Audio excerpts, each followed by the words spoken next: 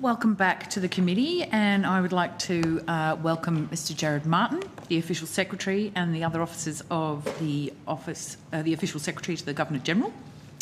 Mr. Martin, would you care to make an opening statement? Yes, please, Chair. Just a short one.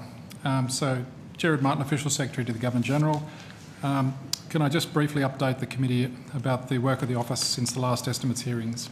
So the office continues to support the Governor-General in performing her constitutional, ceremonial, Commander-in-Chief and community duties, having now undertaken over 700 official events. Since the February estimates, the office has supported the Governor-General to preside over 13 Executive Council meetings and applying royal assent to 22 bills.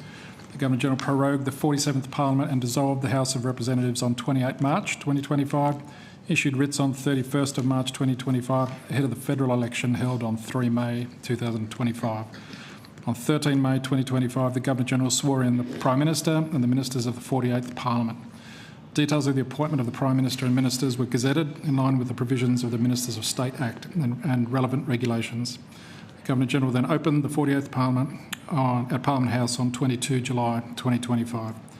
As Commander-in-Chief, the Governor-General has attended a number of defence engagements, including the presentation of a meritorious unit citation to the 1st Royal Australian Regiment in Townsville, a demonstration as part of Exercise Talisman Sabre in Rockhampton, and graduation ceremonies for the No. 1 Recruit Training Unit at RAF Base Wagga and the Australian Defence Force Academy in Canberra. The Governor-General has undertaken a range of visits to community organisations in Canberra, Sydney and regional areas including North West Tasmania, Mid-West of Western Australia, East Gippsland in Victoria and North Queensland. The Governor-General visited South East Queensland and the New South Wales mid-coast following extreme weather events in both regions. The Governor-General has held 5 credential ceremonies this year, welcoming heads of mission from 12 countries, as well as 2 non-residential presentations. She's hosted 12 investiture ceremonies in Canberra, recognising recipients from the Australia Day 2025 and King's Birthday 2025 honours lists. In addition, the Governor-General held 2 special investiture ceremonies for the late Private Richard Norden VC in Rockhampton and the late Dr G Yunipingu AC in Nhulunbuy in June 2025. The Governor-General has undertaken 3 international visits since the February estimates. This included representing Australia at the 110th anniversary of the Gallipoli landings in Turkey and at the funeral of Pope Francis on the request of the government. The office is very conscious of its obligation to continue to operate as efficiently as possible in discharging these responsibilities in supporting the Governor-General and has undertaken a range of measures to do so, including through reducing our expenditure on supply costs by 20% in the last financial year. Thank you, Chair.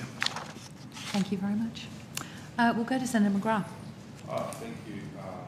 Thank you, Mr Secretary. I'd like to begin with by thanking you and in particular the staff of the Honours Secretariat for the work that they do under the Order of Australia. As a Queensland Senator, I know the great joy that Queenslanders get when they are nominated for an award and when they receive an award. So I just do want to place on the record my thanks to you and to the staff.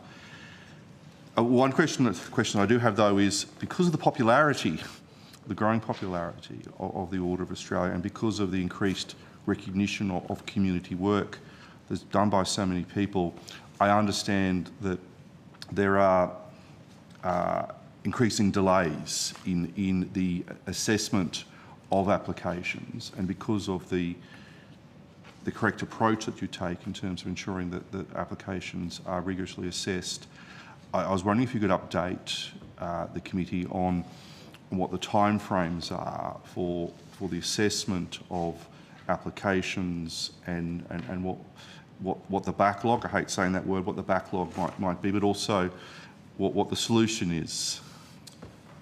Yes, thank you, Senator. So, look, there is a backlog, which is one of the main priorities of the office, is to reduce that backlog and accordingly reduce the processing, the time between nomination and awards being finalised. The current processing time is approximately 3 years, and we are taking a range of steps to try to improve that, working within the existing resources of the office, including refining the way that we are providing nominations to council. We now seek referee reports to be provided with nominations as they are submitted.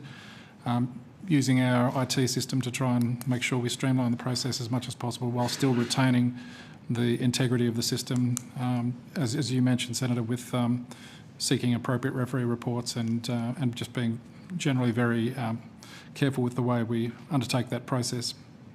So this is a backlog that's been some years in the making. So while we're continuing to improve and increase the numbers of nominations that we're putting into council for consideration each meeting now, and looking at other methods like out of session hearings and anything we can do essentially to try and improve the way we're considering those nominations. We're still receiving more nominations, which is in some ways a very good thing, receiving more nominations than we're processing each year, and that's what's contributing to the backlog. I think this is in one of your reports, but how many nominations do you receive each year? So last financial year we received 3,367 nominations, which was actually the second highest number in the 50 years that the honours system has existed. And we're aiming to process up to 2,000 or more each year, but obviously with those numbers we're still not getting ahead of the problem. Has your office sought additional funding from the government to assist with assisting with the backlog? Yes, Senator, we are working with government to see if we can find ways of unlocking more resources to address that backlog. Thank you, Chair. Oh, thank you. Senator Shoebridge. Thank you, Chair. Thank you, Mr Martin, for your attendance, and Mr Barnes. Can you provide an update on the implementation of the TOM review? I can, Senator.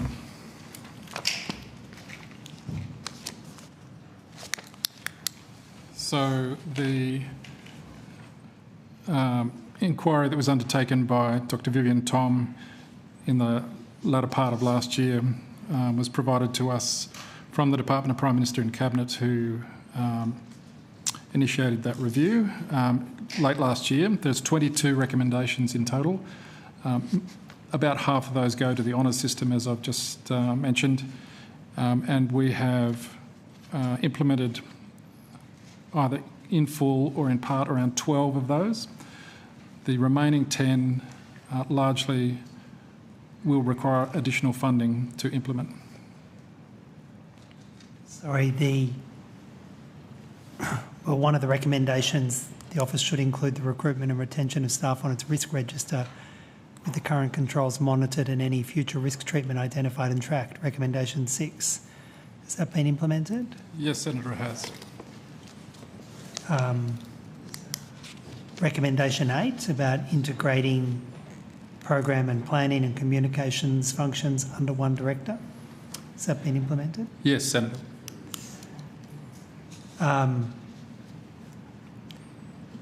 Review your recruitment and progression arrangements for staff in recommendation 12.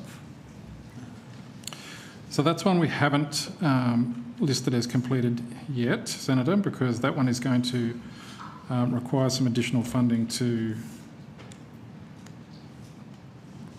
be able to implement, in particular, the progression of staff.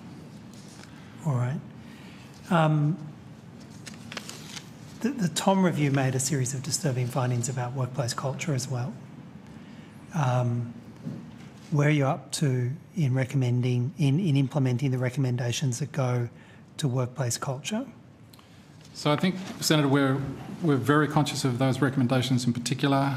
We've made sure that we have appropriate frameworks in place to address a range of matters. So there were some comments in the review around bullying and harassment, for example. Mm-hmm. So we're careful now to ensure that we have workplace harassment officers, that we have appropriate committees in place to ensure there's reporting mechanisms for anyone who feels that they are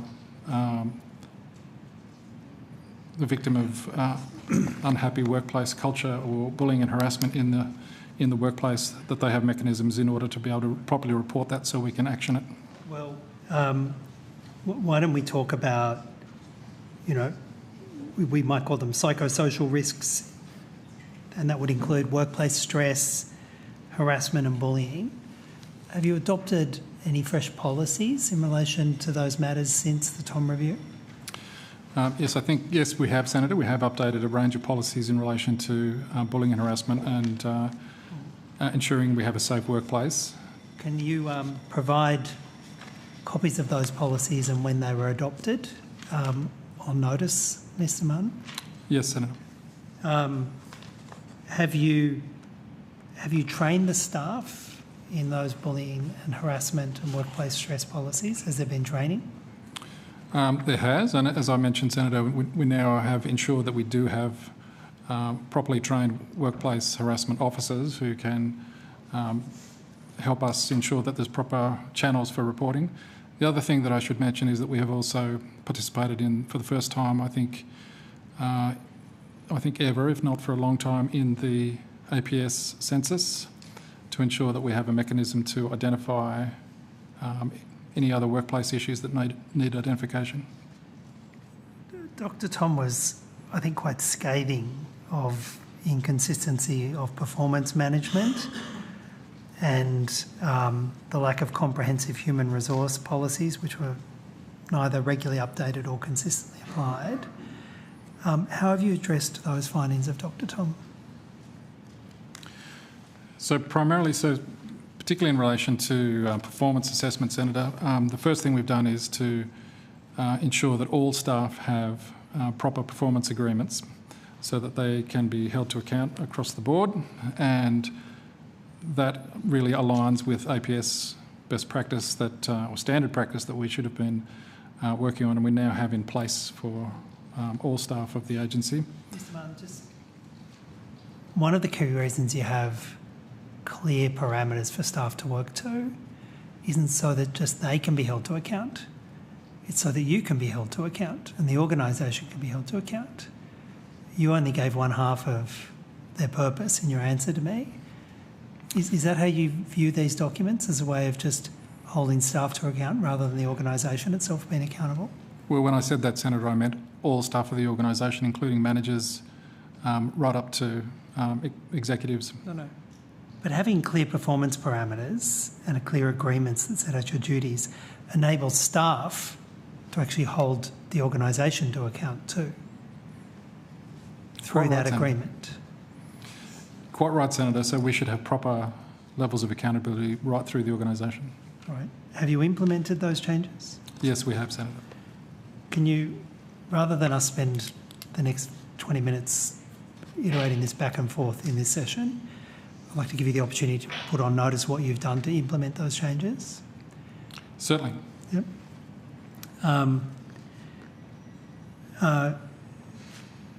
Are there protections currently available to staff who wish to raise workplace concerns and seek review of HR decisions? So yes, Senator, we've now made sure that we have, as I mentioned, the harassment officers. We've also got relevant consultative committees for staff to be able to report. So if someone's aggrieved by an HR decision, where do they go? Do they go to an harassment officer? Because it may not fit harassment. Do they go to a committee? Because often those consultative committees are not about individual HR matters. If someone's aggrieved with an HR decision, where do they go? So they can go to their direct manager. They can go to the head of HR, or they can come to either the Deputy Official Secretary, Mr Barnes, or myself. Are there any support mechanisms apart from the EAP program that you're giving to staff to support them while they're being investigated by HR? The EAP, which is consistent with practice across the APS, Senator, is the primary vehicle for providing that. Well, I'm asking if there's a secondary or tertiary, if there's anything else. No, Senator, there's not. Have you checked to see if that's good practice with the APSC? I haven't checked directly to see whether that, but that's certainly my understanding is that is the standard practice in the APS. All right. If I could ask you, I'm going to ask you some questions about that I'll ask for you to respond to in three timeframes if you can. One, the 23-24 financial year, the next, the 24-25 financial year, and the third, the 25-26 financial year to date, Mr. Martin. But rather than say that 50 different times, I'll just call them those dates. How many staff have been directed away from the workplace pending investigations over those dates?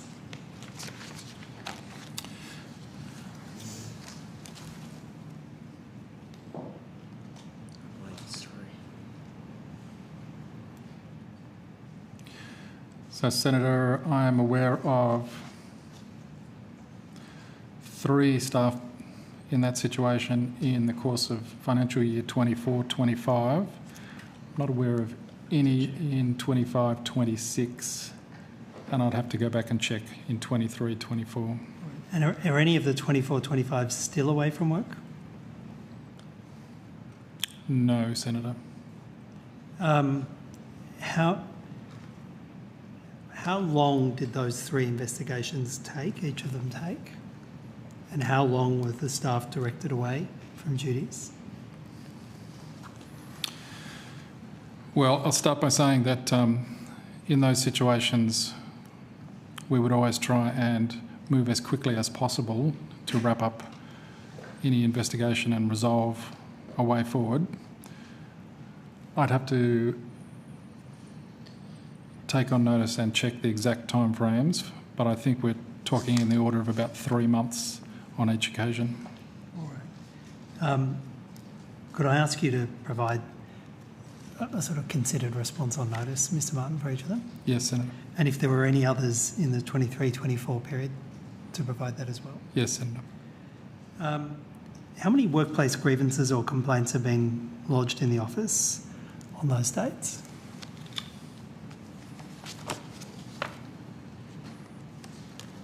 I think I might have to take that on notice, Senator. All right. Well, of those, how many have involved external law firms rather than internal HR resolution processes? Yeah, so we do occasionally. I think for those 3 that I have referred to in 24-25, use external legal firms to help support those investigation processes. Because of the size of the agency, we don't have the expertise within. All right. So you've used them at least for those 3. Have you used them for any other matters? No, Senator. What has been the expenditure on external legal services for staff and HR matters over those dates? Just bear with me for a moment, Senator. We'll get that.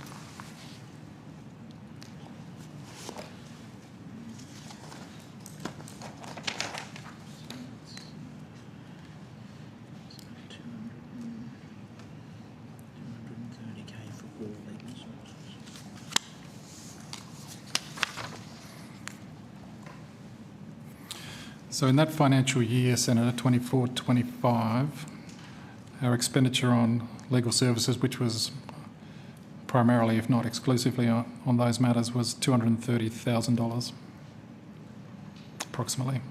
Yep. And which law firm did you engage, or law firms? We used Clayton Utz, and we also received some support from AGS. All right. Do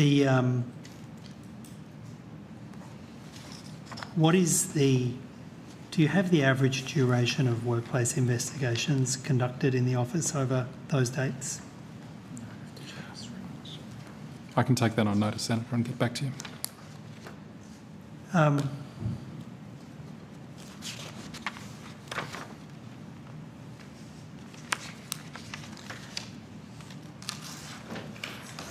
Thanks, Mr. Martin. I look forward to those answers.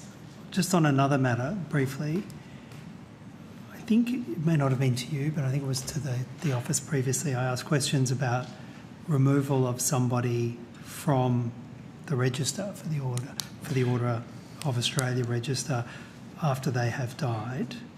And you indicated that that wasn't current practice.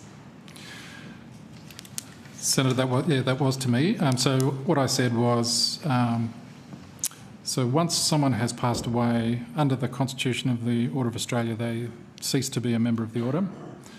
I am aware, and I take your point around the It's an Honour database, which is a database that's hosted by the Department of Prime Minister and Cabinet that still does show names of people who are deceased for the awards that they received when they were alive. And If you remember, we discussed that you gave awards to people who are dead.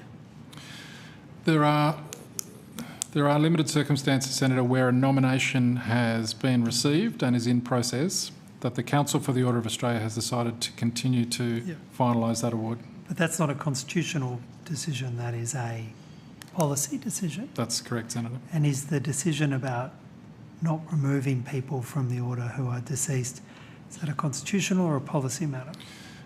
So the Constitution for the Order of Australia provides that people cease to be a member of the Order once they pass away. Yes.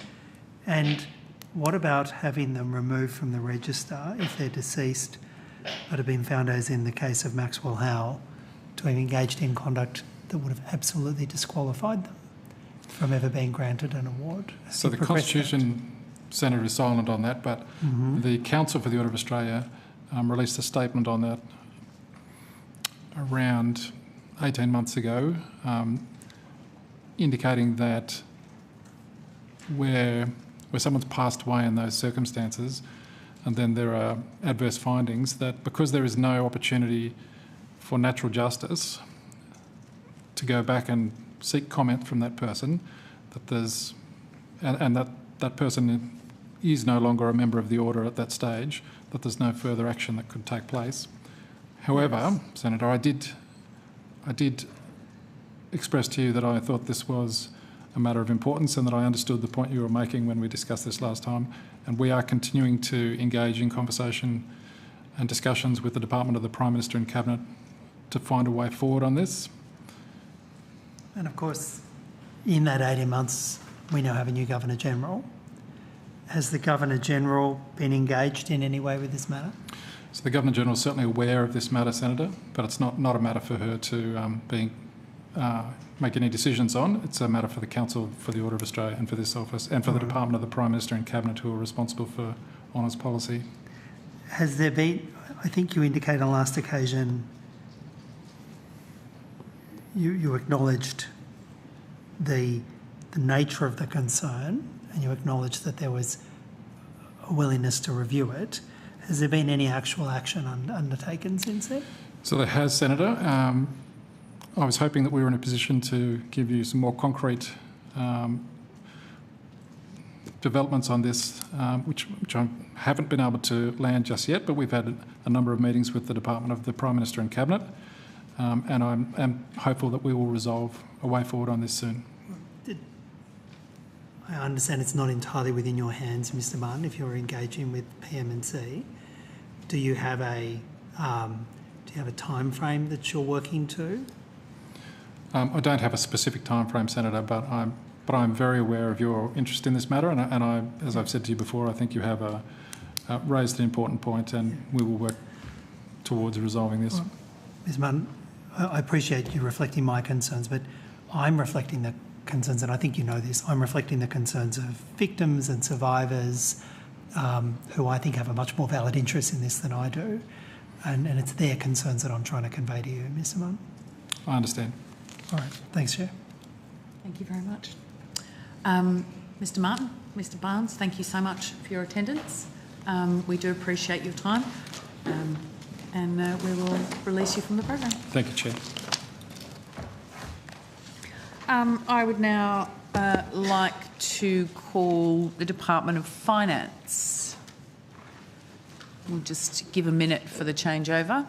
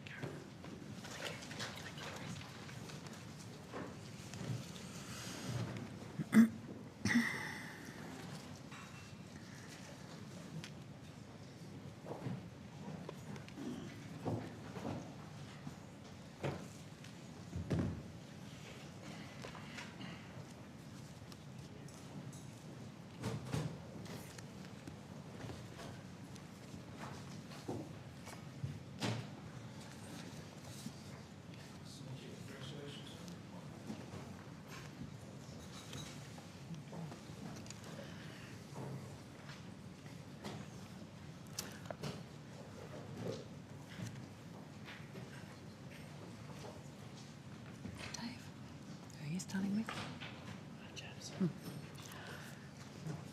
I'd like to welcome the Honourable Senator Don Farrell, Special Minister of State, and Mr Matt Yiannopoulos, our new Secretary of the Department of Finance. Congratulations on your appointment. And other officers of the Department of Finance. Minister, would you care to make an opening statement? Thank you for that opportunity, but I'll decline on this occasion.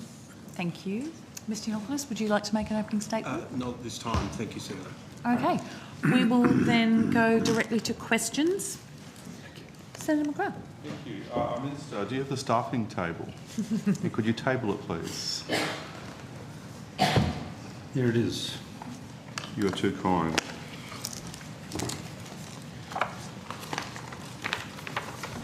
Before I get to the issue of staffing in particular for the opposition, as Shadow Minister of State, a number of staff, so this is more for the Department, Minister, have come forward with concerns in relation to payment methods and so forth. So, Secretary, I'm just going to take you through some questions there, and these are a number of queries that have come to me from actually not just coalition staff, but staff across Parliament.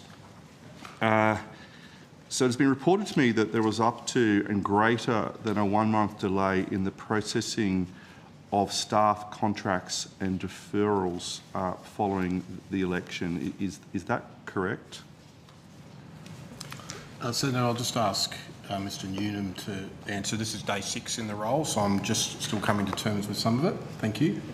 Senator Simon Newnham, Deputy Secretary, Department of Finance. Senator, it is certainly the case that we've had feedback of some extended periods taken for the sorts of issues you've raised. Why were the delays so long? Yeah, Senator, thank you. Probably just the headline point I suppose to make here is that, as you would know, around that election period, there is a significant surge across all fronts, and whilst it's less than ideal, occasionally we have some delays involved in individual circumstances. I suppose I would just underscore that should be seen in the wider context that there is a huge amount of work that goes into, and I can give you some of the stats if you like, but it's fair to say that there was a huge amount of changes that were taken forward by staff, and we were preparing for it for months, and we surged staff towards it. That being said, as you rightly point out, there have been some areas where it's taken a little longer than we might have thought. We at all times would endeavour to make those changes as soon as possible and make payments as soon as possible. There are several mandatory requirements that must be completed before we can make calculations and pay monies. So that's an audit of the employee file, including prior service, outstanding leave calculations, debts owed to the Commonwealth, and it might be a little in the weeds, but we can only make those payments when that type of auditing and work has been done. You mentioned some statistics, so my ears pricked up then. How many staffing would you be dealing with? Yeah. Following, well, actually, how many staff did you deal with following the recent election? I'll give you a couple of stats, Senator. We had over 1,000 processing of final monies, totalling just under $47 million between March and September of this year, and that represented changes to 41% of the total number of MOP staff. So the total number was 2,593, so 41% of those. The average payment times were 3 weeks, so you've cited examples where it was longer than that, and that's absolutely acknowledged. But that was the average. We had about 862 automatic terminations. We had new employment contracts totalling 2,620, and that was driven by increases in casual employment at the end of the financial year and around the election and the onboarding. But we also managed to, of course, build in the new 3.8% salary increase under the enterprise agreement. While I've got the floor, I could just mention we took just under 9,000 calls during that period, over 11,000 when you put together the calls and the emails, and over 600 movements by the Prime Minister and the Leader of the Opposition during that period. So they're just some of the stats we were juggling at the time. So if it is I acknowledge it's a periodic surge, is it something where additional resourcing could be sought to deal with this particular issue? Because where I'm coming from is that, yes, the average period was 3 weeks, but there are a number of staff. I don't want to be political. I'm trying not to be partisan here. It's hard, but it is. Staff weren't getting paid and they weren't having money, and we are in a cost of living crisis. So, is to ensure that it doesn't happen next time. Yes. What processes or procedures can you put in place to ensure that staff are don't go without being paid? So a couple of things I'd say, Senator. I would, of course, always welcome. I mean, I'm conscious it's a tight fiscal environment. Would always welcome additional resources. That said, I would say within the envelope we have, we absolutely pivoted staff towards this knowing it was going to be a huge surge. So we were absolutely eyes wide open. This was going to be a big moment for us to try and deliver as best we could.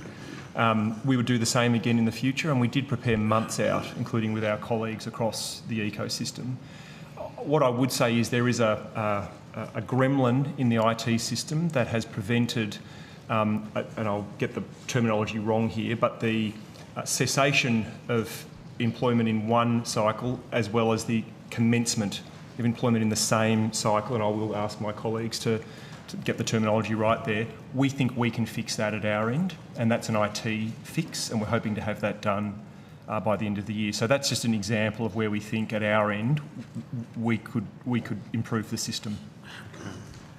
That goes on to I received complaints about issues with pay slips.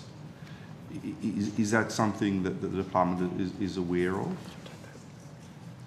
In terms of, when I say pay slips, that I'm advised that it is a relatively common, well, it's an occurrence. And if staff are underpaid or paid incorrectly, not due to errors that they've made, but departmental errors, sort of why do staff have to wait for the following pay cycle for that to be rectified? I will ask Ms Fraser to assist me here, Senator, because I think there's a little bit of detail here. It really, there's a range of factors that can go into those sorts of delays, and I've mentioned a couple at our end. I would also say, because of those very clear requirements, including under legislation and legislative frameworks for us to audit those files, we actually need information from the staffer and the parliamentarian. And I'm not shifting blame at all, just sometimes that can take a little bit of time. That includes where there's incorrect payments, too high or too low, to your payslip point. Let me just pass though to my colleague, Senator, because she may have more to add. Thank you, Senator. Ms Shannon Fraser, First Assistant Secretary, Business Enabling Services.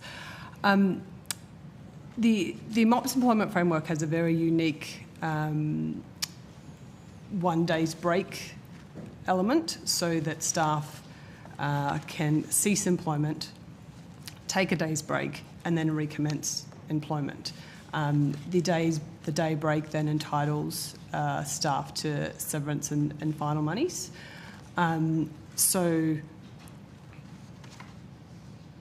in ceasing someone in the system, we then have to undertake an assessment of leave balances, the full audit of employment, if there's outstanding leave in the system, so where an employee has put leave in the system but it hasn't been fully processed. There are a number of steps that legally need to be completed to enable us to complete the final monies transaction. Some of those issues are relating to staff needing to do things in the system. Some of those things are related to the deferral periods, and if a staff member wants to cease a deferral period early, we need ministerial approval, so there is sometimes,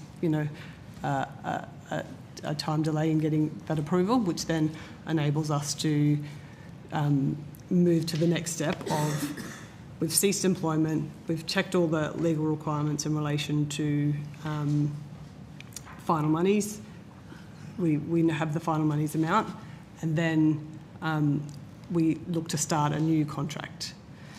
The current challenge in the system is you can't cease and start within the same period, because if you look to start someone, it backs out all of that work that you've just done. So as my colleague has suggested, we are looking for an IT solution for that.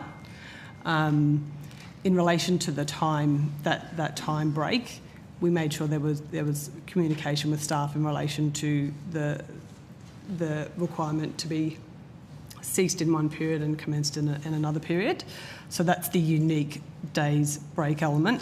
There was, as I also mentioned, in terms of delays in processing contracts sometimes are in relation to delays when we get the paperwork to process it. And then once we have it, we obviously prioritise it to make sure it's processed as quickly as possible. I think you also touched on overpayments there as well, but I can... No, I touched on underpayments. So if I raise overpayments to staff, I would not be popular. But do you keep, I suppose, statistics, records of how many errors are made in relation to staff's pay? Do we keep a track of that in terms of every pay cycle? 3%. A figure that is wrong or Yes, we do, Senator. Okay. Yes. Are you able to provide that figure? Is that possible on notice? We actually have stats. It's one of our KPIs that is reported on in the annual report. But in terms of the data I have in front of me, I don't have our KPI data. So on notice is fine. So, and I think you sort of touched upon this issue, but this is where a parliamentarian's appointed position lapse for a period of a day. So I take, and this results in their personal staff being deferred. Is that standard procedure? Because you've got that break. It is the case that there is an option for staff for whether or not there is the day break between the cessation of one form of employment and the commencement of another form, or that there be continuous service between those two. And that's a call to be made by the individual, and they have that option, if I've understood your question correctly. It was the parliamentarian's, position that is the, I suppose, the... That's the triggering... That's the trigger. Yeah. Because in what happened in this instance, I'm advised, is that the parliamentarian who hadn't lost their seat, their electorate staff were also deferred and received very little notice of this, and then the staff went without pay for a month and caused all sorts of issues. Yes. So I take it the deferral of the electorate staff was an error in this. I know you can't. I don't want to identify the parliamentarian. Yeah. So I'm a little bit obviously not aware of the specific scenario you're talking about. The Act sets out a number of scenarios which if they occur, there's an automatic trigger for staff, and then there is, standard practice of commencement of a deferral period. But in this instance, there was a continuing parliamentarian, but their elected office staff, for whatever were mistakenly given were given very little notice that their employment was also being deferred by the department, and they were elected office staff rather than personal staff. Yeah. It's a little bit hard, Senator, to know exactly what occurred there. But let me say a couple of things there. It depends a little bit on what the terminating event was, and there are multiple options. One could be decisions taken by the particular office holder. There may well have been other triggering events without knowing the particular circumstances. But what I would say is, if there have been delays in that type of scenario that you point out, we would definitely be looking at whether or not there were steps at our end that took too long or that were overlooked or mistaken, and we would add that to our statistics. And behind that, I just probably want to underscore, we've got a very, hard-working and committed team that is trying to get these right. It doesn't always occur because we know exactly what you said earlier, which is, people are relying on their income and the flow of their income to be accurate and constant because they've got commitments that they have. Is there an ability for staff to apply for hardship funds in such instances? Like in this instance, the staff were not paid for a month, which obviously did cause financial stress. Does the department have the ability for staff in this, our staff across the Parliament work very hard for us, yep, and we want them to be looked after and be treated fairly. I don't think no one would think it's fair they didn't get paid for a month. Is there something we can do to assist in the future should this happen again? I will ask my colleague to come in on the specific question, Senator. I guess I would pivot back a little bit to, it would depend a bit on the nature of the circumstances that led to the delay. Whether there was a mistake or not is, I would suggest perhaps is unclear.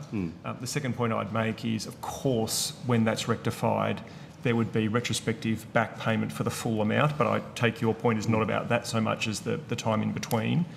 I will ask my colleague to come in on whether or not there's any hardship component to it. I suppose I would look at it in totality, though. There is an enterprise agreement which goes to the terms that, the effective workplace conditions across multiple fronts, and that is the package under which a range of allowances are provided for. But with that, I'll just check with my colleague, Ms Fraser. Senator, in that scenario, it is difficult to provide any general advice. It is quite a complex and technical framework. So we would just suggest contacting our staff help desk, and we would do as much as we could to rectify the situation as quickly as possible. Do you want to rotate the call? Is that okay? That's fine. Yep. Yeah. Senator Hodges-May. Now, I've got some questions about electoral reform. To the Minister. Minister, you claimed that the electoral reform bill was the most transparent electoral reform ever. How long was the amended electoral reform bill available for public consideration before it was passed both houses of Parliament? Well,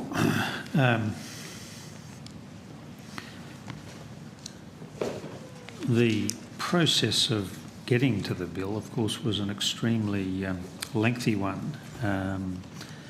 Immediately on coming to office and assuming the position of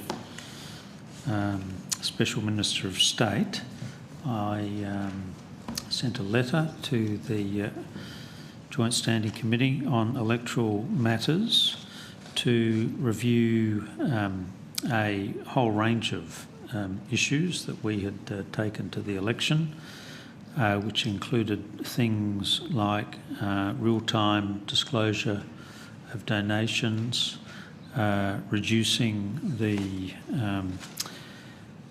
quantum of money that would trigger that disclosure, and a range of other matters. The committee came down with a recommendation very much in support of what we were proposing to do. We then started negotiations with all of the political parties, where we were happy to share with them the sorts of things that we were proposing to do.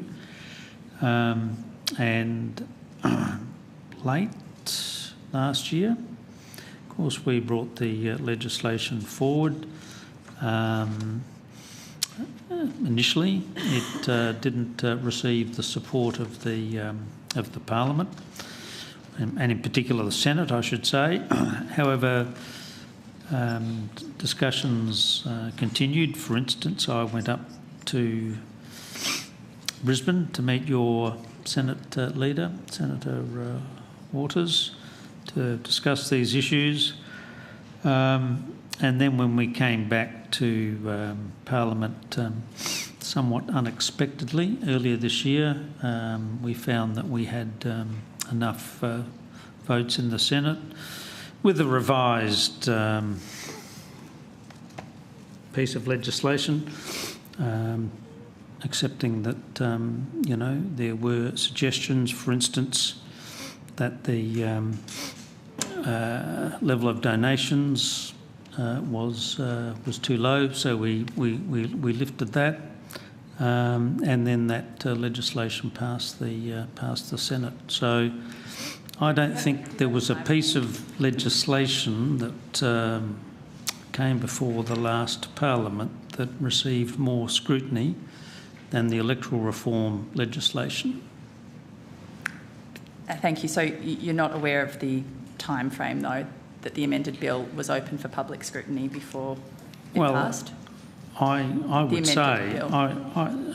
say you'd have to look at a broader period, given how much exposure the issues that ended up being in that legislation were given. So I'm not sure there's any particular significance to the time frame of the particular piece of legislation, but the concepts and the principles that ended up in that bill were the subject of really 3 years of scrutiny by the Parliament. Since 1980, Minister, are there any other major changes to electoral law that were passed without being reviewed by the Joint Standing Committee on Electoral Matters or an equivalent parliamentary committee? Well, again, I think you're looking at a small aspect of the legislative process, and I think any fair-minded person who looked at the totality of that discussion that took place in the last Parliament would say the government bent over backwards to consult and to get a consensus. I made it very clear that I wanted a consensus outcome, and at the end of the day we got a very big consensus in the Senate when the vote was ultimately taken. Thank you, Minister. I dispute that it was consensus, but and that probably leads into my... I missed that. I would dispute that it was consensus, and I suppose that leads me to my next question. Integrity groups, including the Centre for Public Integrity, the Australian Democracy Network, Transparency International Australia and the Australia Institute, say the government's political finance changes are flawed, inequitable and will do nothing to alleviate the arms race for funding. Minister, what would you say to those integrity groups? I think they're completely wrong, Senator. At the last election, one political party spent $60 million on the campaign. That's on the back of $112 million at the election before that, and over $100 million the election before that. So one party spent over the last 3 election cycles almost $300 million. They will not be able to ever spend that again. And I think the community, these issues were very broadly discussed at the time the legislation was going through and before it. All of the parties that were opposed to setting caps on the amount of money that you could spend on an election had their views very, very well aired. There was no impediment to anybody saying anything, including in press conferences that I myself were participants in. And yet, with this legislation having gone through, it's very clear that the path that we were heading down, had we not made these changes, was the American path, where Money determines electoral outcomes. It's how much money you've got to spend, and that's not going to be the way the next election is decided. There's going to be caps on the amount of money that people can donate. There's going to be caps on the amount of money that they can spend. And I think as time goes by, people will very much appreciate what we have done. And can I make this point? One of the arguments by those groups that were advocating that there should be an unlimited amount of money spent on election campaigns had an opportunity to prove that principle in the course of the last election. In other words, the more money that you can spend on an election gets you more seats, and I'm referring there to the Teals. For the Teals, the last election was simply a zero-sum game. They won one, they lost one. So even though they had the ability and did spend millions and millions of dollars on their own campaign, it still didn't get the result that they would have argued would have come from that ability to spend an unlimited amount of money. So I put this proposition to you, Senator, that the last election established the veracity and the correctness of the argument that the Labor Party was running. That is, firstly, an unlimited amount of money shouldn't be the determinant of who wins an election. It should be your ideas and your policies that determine whether you... I know you're laughing about that, Senator, but of course you had a lot of ideas and a lot of policies that you took to the last election. I might draw you back to the question, which was, just to confirm, you're saying that these experts in democracy and integrity are wrong in their assessment of financing laws. And if you are saying they're wrong, are there any independent groups who did endorse these reforms?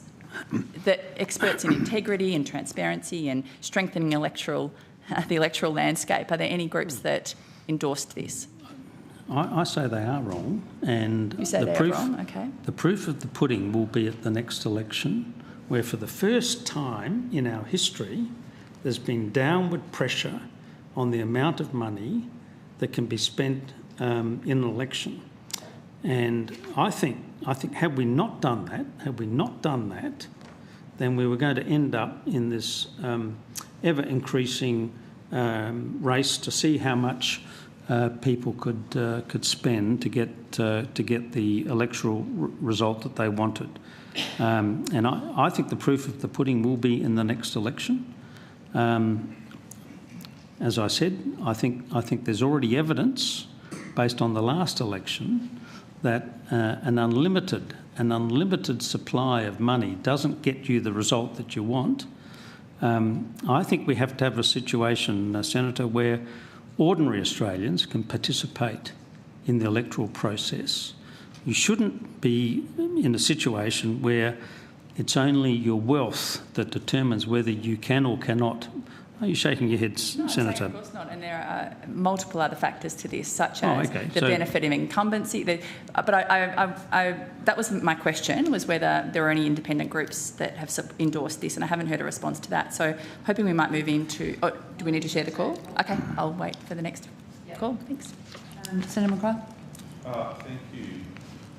Minister, thank you for tabling the staff allocation list, and it appears, looking at this table, that the government has 489 staff, which is the same number of staff it had last year,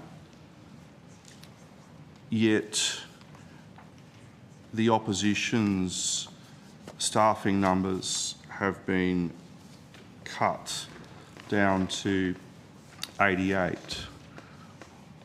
Why is that? Not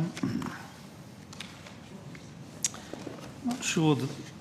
I thought we might have had a slightly larger number as the government by the end of the last term, but you may be right, Senator. I know you're very good on the numbers. After each election, the government makes a decision about their own allocation and the allocation of all of the other political parties. That process was undertaken on this occasion, and these were the numbers that the government settled on as an appropriate number reflecting the results of the election.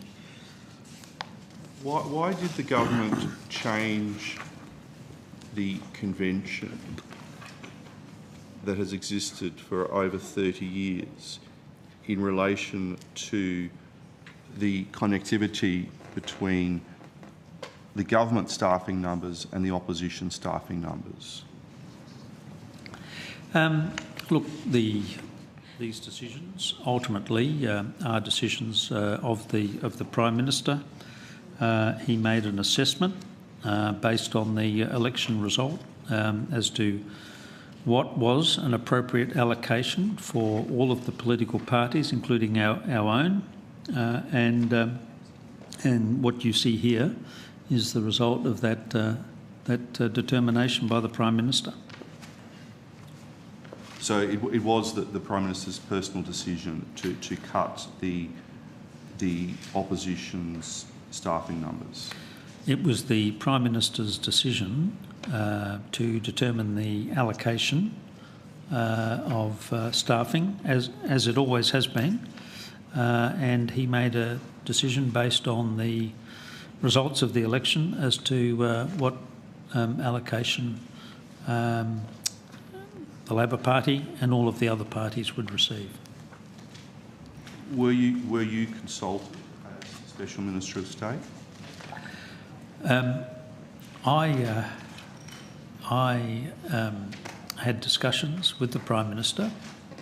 I'm on the staffing committee, and I had discussions with the Prime Minister about what the allocation would be. But ultimately, this is his decision, and the staffing committee have got the job of implementing that decision.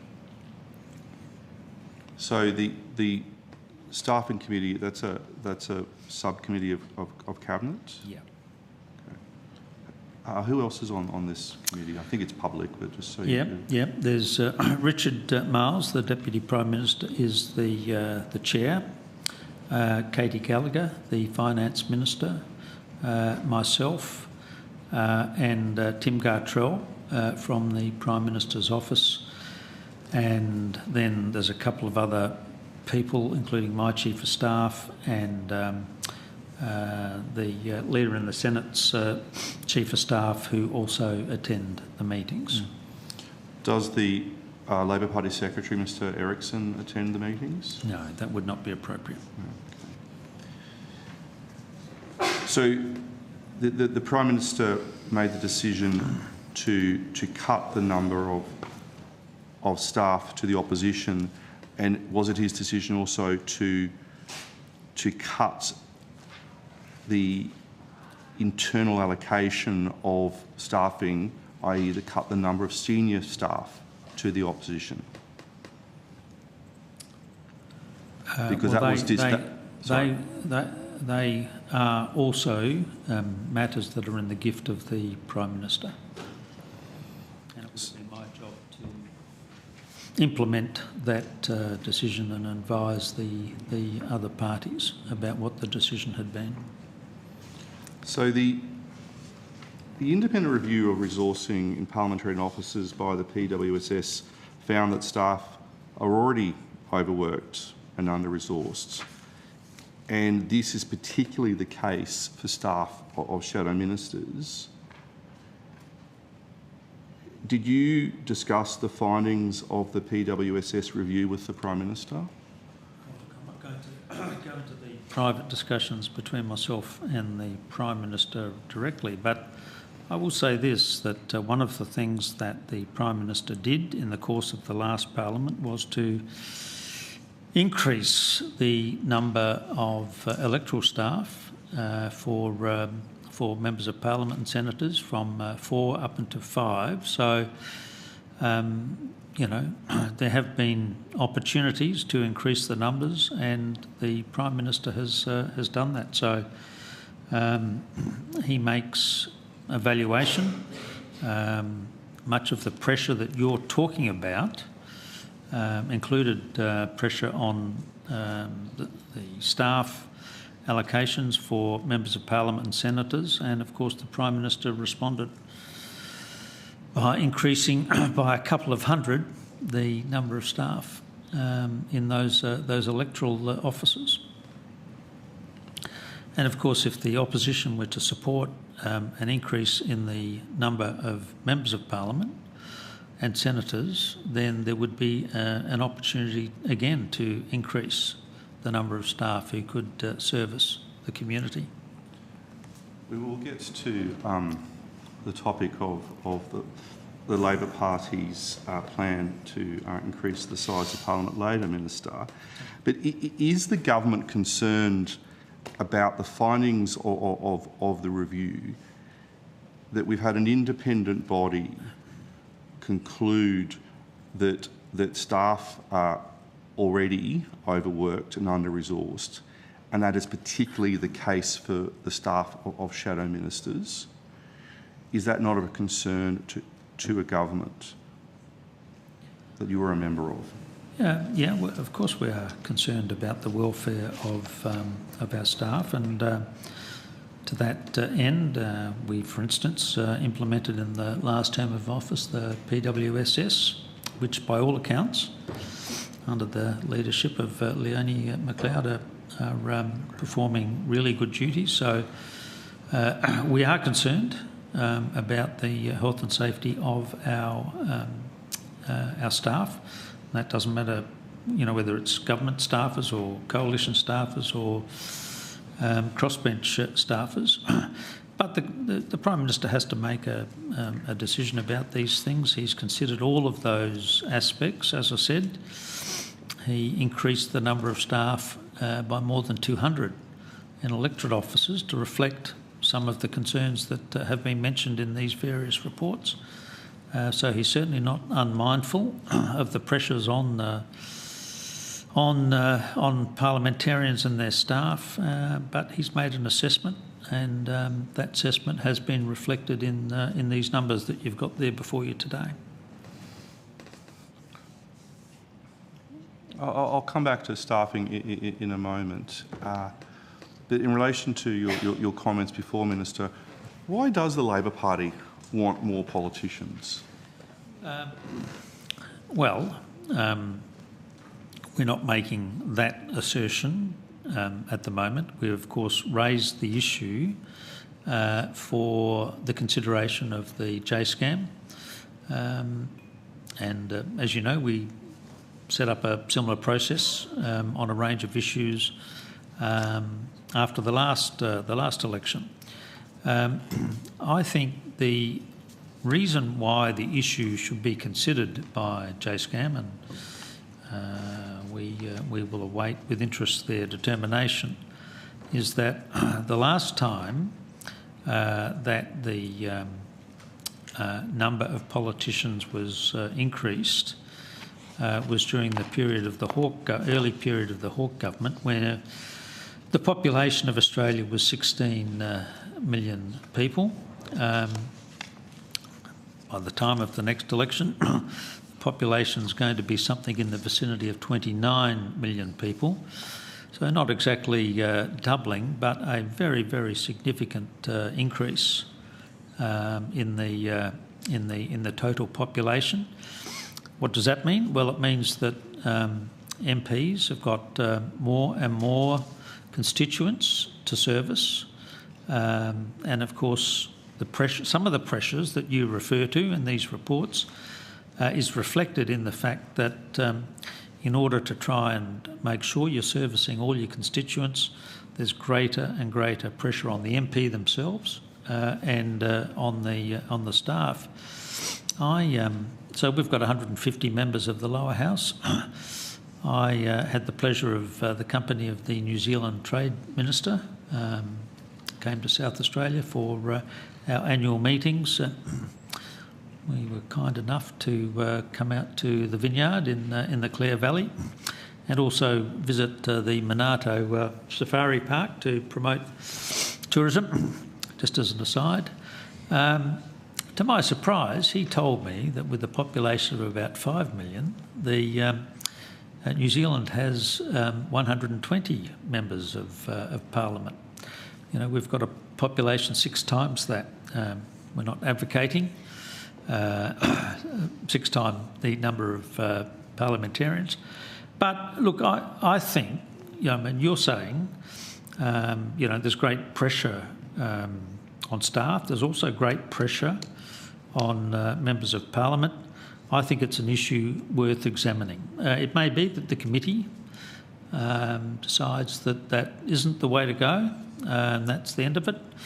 It may be, on the other hand, that a sensible examination of the issue will result in a recommendation that we should consider increasing the number of members of Parliament. Notwithstanding that New Zealand doesn't have states, so the number of politicians is probably the figure that was given by the Trade Minister. We're not comparing apples with apples there. But do you, as the Special Minister of State, have a view as to what size the House of Representatives should be, noting that that I think Mr Hawke increased the size of the House of Reps by, I think it was mid-20s. Does the government have a view as to what is the preferred size for the House of Representatives, and then therefore the Senate, to ensure that the nexus provisions are complied with? No, look, we don't have a particular number in mind. Again, we've raised the issue for consideration. I think it's a worthy issue to consider, and we've sent it off to the body that always examines this. Since Federation, so 124 years ago, there's only been 2 increases in the numbers of Parliament, both, interestingly, under Labor governments, Chifley and Hawke. But we've raised the issue. It's now for the committee to consider. I have no doubt that you'll be prosecuting whatever your view is on that committee, and we'll see what the committee comes up with. I mean, we, as a government, we don't say we're the fount of all wisdom. We did accept the recommendations of the committee last time, and you were very much a part of those discussions and those negotiations. I know. I've always taken the view that electoral reform is best served by getting the broadest possible consensus. If the consensus is, look, we've got enough members of the federal parliament, well, so be it. But given the length of time it's been, and that quite fundamental change in the numbers of people in seats in the lower house, it's worthy of a review. And people will have different points of view about it, I'm sure, but all we're saying is let's have a conversation about it. And you would accept the recommendations of JSCAM? Look, I'm not making that guarantee at this stage, but we were pleasantly not surprised, but we were very happy with the work that JSCAM did in the course of the last parliament. We think that it's come up with really sensible changes to the Australian electoral system, greater transparency. People who vote at the next election, before they go in, they will know, as a result of our provision to have real-time disclosure, will know who else is donating to those political parties. They were good changes. whatever changes we bring to the next Parliament, I hope will be just as good. So it would be your intention for the next election to be held on electoral boundaries for an enlarged Parliament? No, I'm not saying that. I'm not saying that at all, Senator. I've raised the issue. I want the committee to go away and give it serious consideration, consult with all of these wise organisations that the Greens want us to consult with, and see what comes out of that process. I'm not prejudging the process, but somebody has to initiate the discussion. I think it's a discussion worth having, but the Australian people might say, look, we don't want a bar of this. We're happy with the existing numbers of MPs, and that could be the end of it. But I'm not prejudging anything. I'm not making any commitments to implement this or that. What I want is for a discussion in the community to proceed about the issues, and we'll see what comes out of it. I think you want to take a call back, don't you? Yes, I do have more questions, but thank you. We'll go to Senator Whittaker. Thank you, Chair. I have some questions relating to property management for Commonwealth electorate officers. I understand that Cushman and Wakefield are responsible for providing maintenance and leasing services for electorate officers. Is that right? That's correct. What was the process for them being awarded that contract, and what is the duration of the contract? Senator Cushman and Wakefield were employed as part of the whole of government property services, which is managed by another part of the Department of Finance, colleagues in commercial group. So they don't just manage electorate officers, they manage other that's what you're saying? Yes. Is that correct? Okay. Yeah.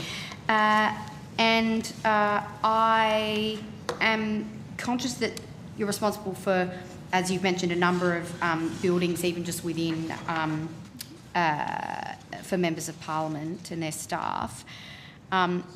What role do you play in ensuring that electorate officers receive the services they need to function adequately, and importantly to provide a safe and secure working environment for staff?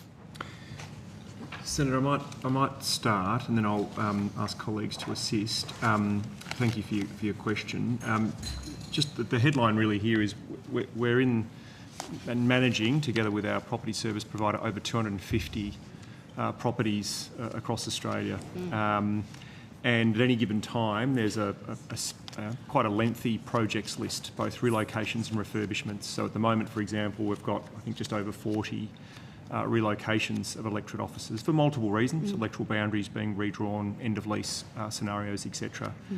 I think it'd be fair to say there's a very strong focus on ensuring appropriate equipment for all parliamentarians and appropriate premises for all parliamentarians. So we will, of course, be very focused on, the search, the lease, the fit out, the equipment, building management, maintenance and relocation services. And then, of course, within, once someone's within an electorate office, ensuring that the layout meets the requirements that we have as part of the sort of overall framework of expectations. We would certainly liaise with parliamentarians in their office when issues arise from time to time or refurbishments are needed. We will always look through the prism of the types of things we have in our framework. So value for money, the industry trends in a particular market. We'll assess the duration of the occupation of a particular electorate office, the age and condition of the fit out, lease extension options, etc. So there's a range of factors in play. I will just pass, if it's okay, Senator, to my colleague who can give a little bit more information as well. Senator, in addition to those considerations, any fit out is always done with in accordance with the appropriate legislation around building codes and accessibility. And in addition to that, there are a number of physical security elements that are also incorporated into the fit-out as a matter of course. And that's done in consultation with our national security colleagues who inform best practice in that space. Thank you. In relation to Cushman and Wakefield, I've had a number of conversations with colleagues and staff that anecdotally, unfortunately, they are not particularly timely in responding to requests. Are you able to give some indication of issues like that being reported to you? Senator, we're aware of some of those issues that have arisen. A couple of points to make here. It is a transition of a property provider, and that is on any, even when things are going reasonably smoothly, that's a big transition of those property services. Would be my first point. My second point would be, just by the nature of the finalisation of the previous provider contract and the commencement of this contract, it was during the election period, which was obviously not optimal. I think the third thing I'd say is, as those reports have been coming to us, we have worked very hard and closely with Cushman and Wakefield to seek to mitigate some of those concerns that have been raised. We're very conscious of delays. We're also conscious of shortages of staff in certain areas. And we, I think, both through a contract management point of view and a relationship management point of view, have sought to sort of get further assurances of a improvement in services to parliamentarians and their staff. Could I just clarify, do you mean shortages of staff at Cushman and Wakefield? What I mean by that is seeking to be assured that sufficient staff are working on the types of issues that are arising when parliamentarians and their staff are getting in touch and concerned about delays, ensuring that adequate numbers of staff are responding to that. Okay. And what are the nature of the issues that have been reported to you relating to Cushman and Wakefield? Senator, timeliness is something that is raised, and then also ensuring timely payment for contractors performing work in offices. Okay. When it comes to, are there any timeframes or KPIs in the contract that the provider is required to adhere to? Yes, as I mentioned, as part of that whole of government contract, colleagues in commercial group manage that contract, and there are a number of KPIs under the contract. Okay. Just one final question, if you don't mind, Chair. What options are available to you if the issues that are being raised with you are not resolved? I take your point about there being a transition period, but is there anything that I guess that is available to you if you don't see an improvement? Yes, Senator, if I can just backtrack a little bit, just to give you some reassurance of the level of attention that we are giving this issue. We have staff in every state and territory, and those teams are in contact with Cushman and Wakefield almost daily on specific issues. We also at a head office level here in Canberra are meeting with Cushman and Wakefield at least weekly, and then again with our colleagues in PCD, we are meeting at a whole of contract level. So we are definitely giving this attention, and Cushman and Wakefield have responded in terms of recruiting some additional staff. But if necessary, we'll look at options under the contract to make sure we, receive the standard of service that's required under the contract. Thank you. Chair, could I just clarify a point? Certainly. In answering a question from Senator McGrath, I said I'd thought that the numbers that the government's own employees had fallen as a result of this latest chart. And my understanding is that the last time these numbers were looked at in the last Parliament, we had 499.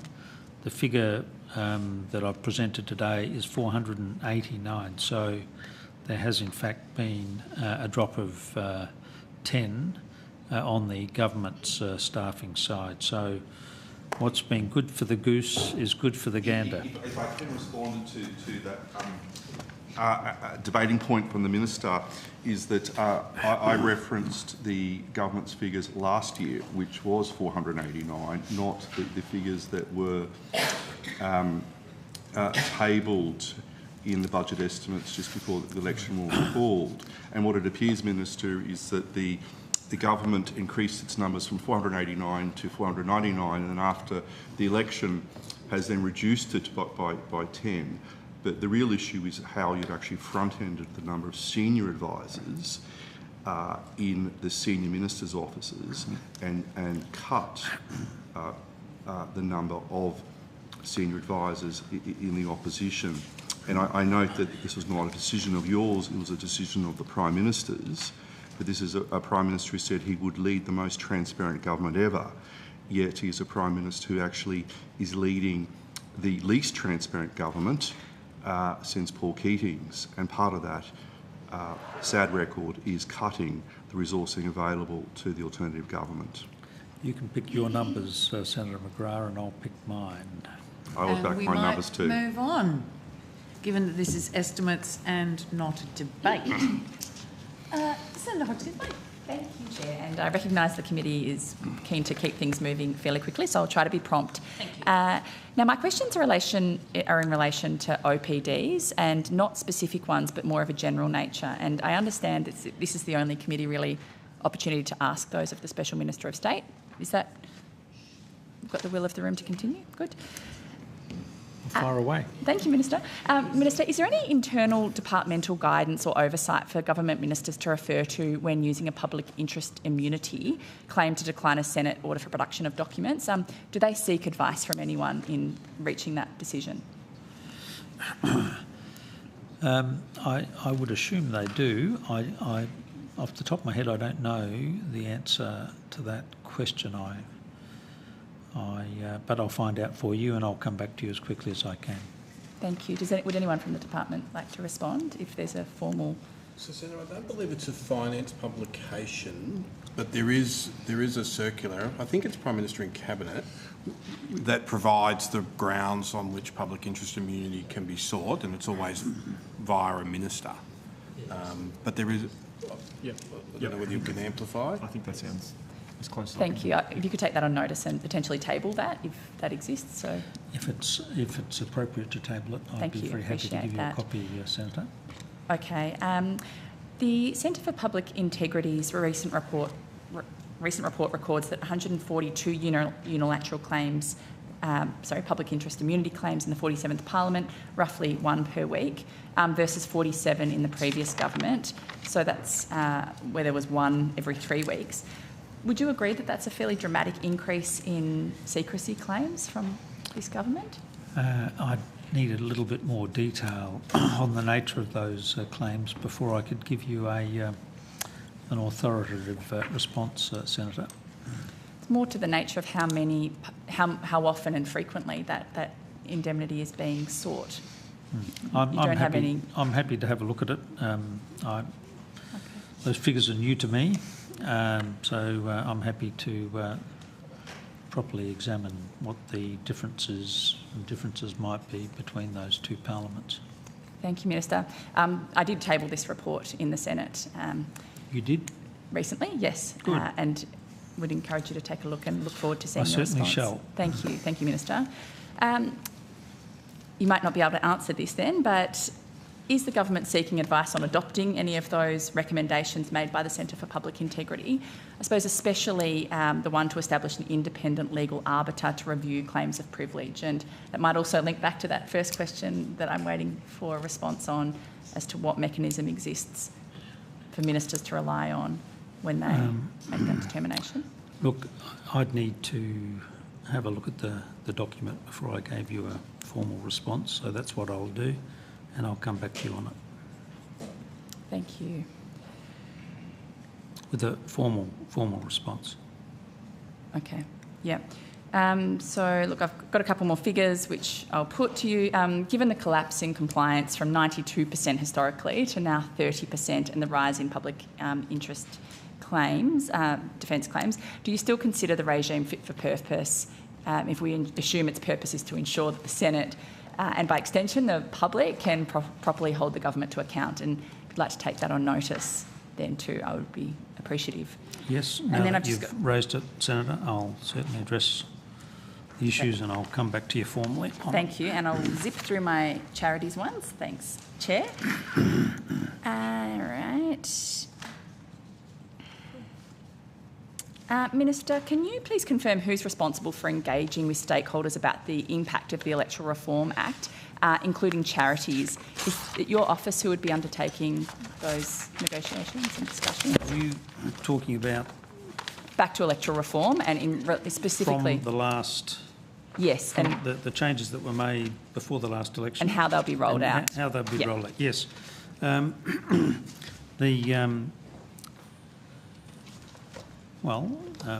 is an argument that these are the most significant electoral reform I'll draw you back to the question. Changes that have been made in the history of the Australian government. Certainly the people that drafted the legislation are of that belief. The AEC is ultimately the body that's going to be responsible for implementing these changes. I went and just after the election met with the people who are going to be rolling out these changes in the AEC, and they're very, very aware, firstly, about the obligation to communicate with people about these very fundamental changes, particularly as they relate to donations, the amount of money that you can spend on elections. So there's going to be a very big job in educating people as to what these changes mean, because it is such a difference between the laissez-faire approach of previous electoral laws to what now is some very strict regulation. So the AEC have ultimately got that responsibility. They're extremely aware of their responsibilities, and I think we've got the AEC coming a little bit later on. You could probably ask them if you wanted to exactly what they're doing, but they've engaged a lot of people in this process, and you know they're going to be working very hard between now and the next election. And just going back to your team's responsibility, sorry, just going back to your responsibilities as Minister rather than the AEC, were the last minute changes that we spoke about earlier informed by consultations with the charity sector, to your knowledge? The last minute changes? To the electoral reform legislation that went through, were in those later stages, before the amended act was put forward, was the charity sector? Yeah. No, look, we did engage the charity sector, and I think it's fair to say that the charity sector probably contacted every minister in the government to express their... Did you have any meetings with those? And if you could table those on notice, I'd be grateful. I'd have to think back. But look, can I make this general proposition that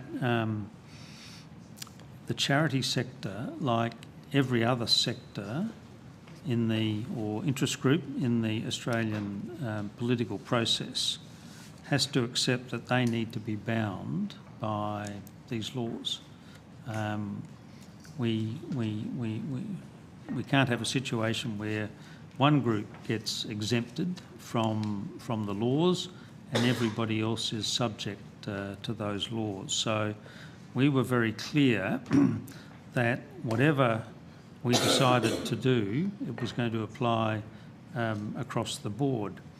I would have thought that the charity sector was happy by the way in which we accepted feedback from a range of organisations, political parties, other groups, to lift the level of, for instance, donations. Originally we had a figure of $20,000 being the cap. We lifted that very significantly to $50,000. So, can I just ask? Like, charities aren't political parties. Is it the government's view that these changes will not materially impede charities' legitimate advocacy activities funded through donations? Correct. So just to be clear, you are then, I suppose, dismissing the concerns of groups like the Stronger Charity Alliance, who represent over 170 different charities and advocacy organisations. Not dismissing anybody. But you're saying that these won't materially impede charities' legitimate advocacy activities. No. Well, that's, I suppose, This won't.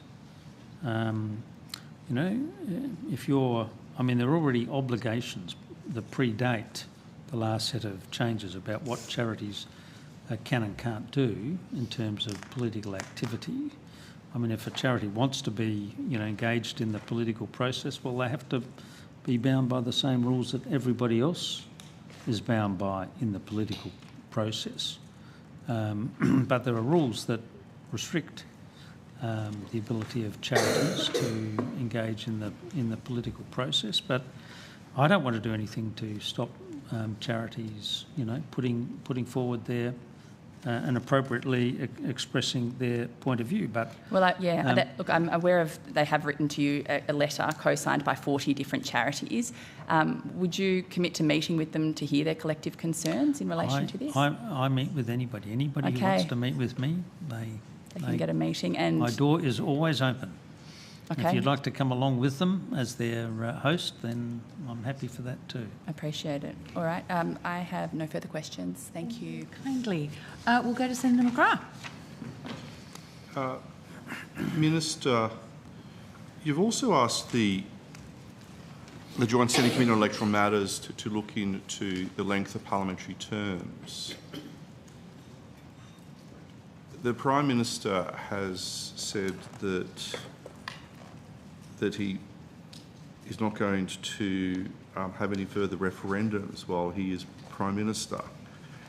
Is that just an academic exercise? Because to introduce 4-year terms would require a referendum to change the Constitution. Yeah, well, that's right. That's exactly what would be required. So is it the government's intention to introduce 4-year terms? Look, it's an issue that we've referred to the committee, but of course the Prime Minister has made it clear that we don't intend to have any further referendums. We didn't have much luck with our referendum in the last term. In fact, it's a long time that you've got to go back before a referendum has been successful. I think I'm right on this. You might better correct me, Senator, if I'm wrong, but I think the Hawke government did put up a proposal to a referendum, and in 1988. 88, yeah. Yes. I think originally the coalition was going to support it. They reversed their position and that referendum went down, so it hasn't got a particularly good track record. I personally think that there's a very strong argument for moving to 4-year terms. All of the states now have 4-year terms, one way or another, and I think you no sooner get into government than you find that you've got to go to an election. But the Prime Minister has made his position clear on this, and the Labor Party won't be presenting a referendum on 4-year terms. Thank you, Minister. Secretary, has the Minister asked you to prepare any advice on the cost of increasing the size of Parliament? No. Not to my knowledge, Senator. So, Senator Anna Harm, Acting Deputy Secretary, not to my knowledge. Okay. Well, perhaps if you could just take it on notice. We can take it on notice to confirm. Looking at the time, and we do have the AEC and EPU and PWS coming up, so I will put my other questions on notice, Minister, Secretary. Thank you very much. You can be sure they'll all be answered, Senator. Well, I would hope they are, Minister. We'll go briefly to Senator Whittaker. Thank you, Chair. I do hope this could be a bit of a quick fire round of questions, perhaps, because I am conscious of time. But I have some questions relating to work expenses under the Parliamentary Business Resources Act. Because I must say, as a new senator, some of the current rules seem a little bit strange, so I'm hoping I could have some clarification on them. So I'll just give a couple of examples. So I understand that printing is only allowed on paper weighing no more than 700 GSM. Is that correct? And how was this determined?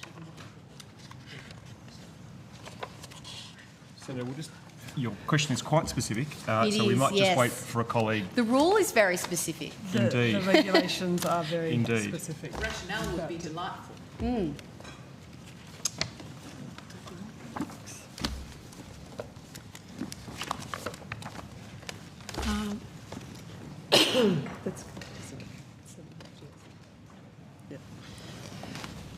Senator, you are correct. It is 700 GSM.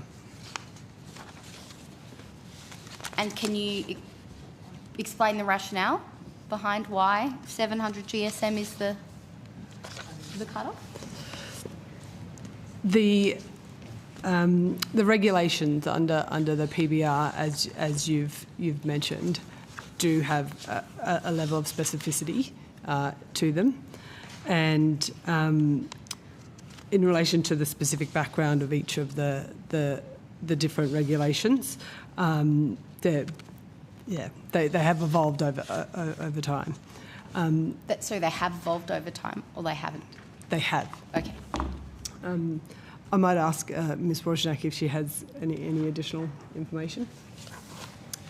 Angela Watazak, Acting Assistant Secretary, Business Enabling Services. The Parliamentary Business Resources Regulations were established or made in 2017.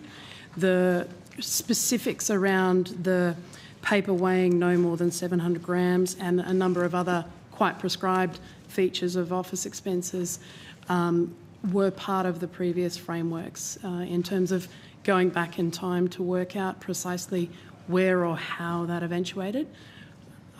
We would need to delve into the history books. So they weren't updated as part of that 2017, I think you said. They flowed through from the previous framework. Sure. Okay. Another example, a physical billboard is not claimable, but I would be able to, if I wished, not that I would wish to have my face on a billboard, but to purchase advertising on a large digital billboard. Don't knock it. Do you think this is... Can you explain whether this you think is a deliberate distinction? Is there a reason why digital billboards are allowed but physical billboards are not? Or do you think this is an oversight or just a kind of not keeping up with the times, perhaps? The prescription in the office expenses framework has evolved over time, and over time there have been various changes, and usually such decisions are a matter for government, but at the moment the prescribed expenses relate to electronic material, or when it becomes, when it relates to printing, as you've pointed out, there's quite prescribed paper weighing no more than 700 grams per square metre or flat magnetised material. And generally those are the specific provisions that we will provide advice on. Just perhaps one more example. I could pay for a stall at a shopping centre under mobile office expenses, but I'm not able to hire a room in a community hall, say if I was visiting a regional town in my home state of Western Australia. Do you think this is a deliberate distinction or perhaps an oversight? I do believe it's a deliberate prescription under the framework. At the moment, mobile office expenses has developed over time, and one of the things that it accommodates is the ability to, for parliamentarians to go out and visit their constituents, and traditionally that has been trade shows, community fairs.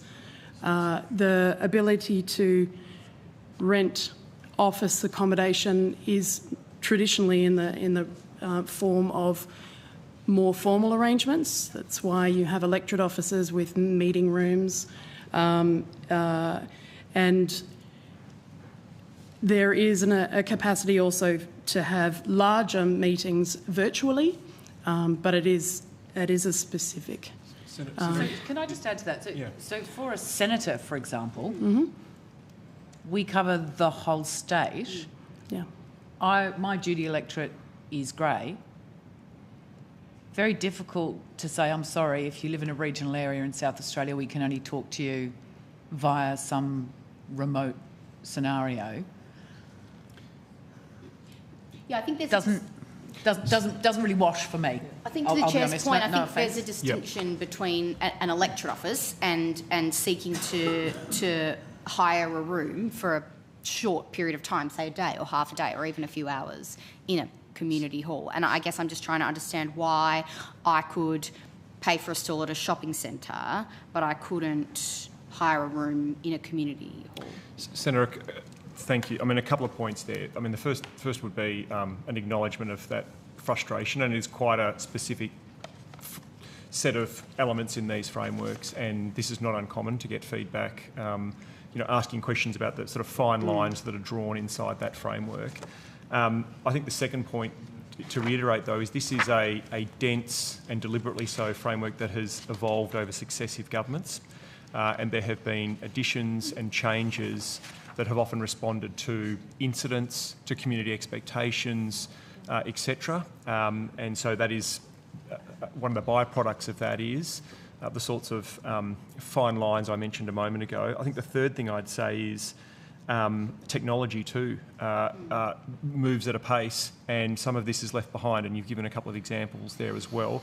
What I would underscore, though, is very, very happy to take feedback in this forum, but actually separately as well. We would very regularly look to brief and advise the Special Minister of State where we can see scenarios that are arising under the framework that don't make sense or would be worthy of consideration for reform. I can't commit to that, how that might go, but that is exactly the sort of feedback we'd look to get and help equip the Special Minister of State with those things as they arise. I would also say you may have other scenarios to hand, and oftentimes what we find is the more we can unpack those offline and work through them, we can often find a combination of factors that may in fact lead to different outcomes.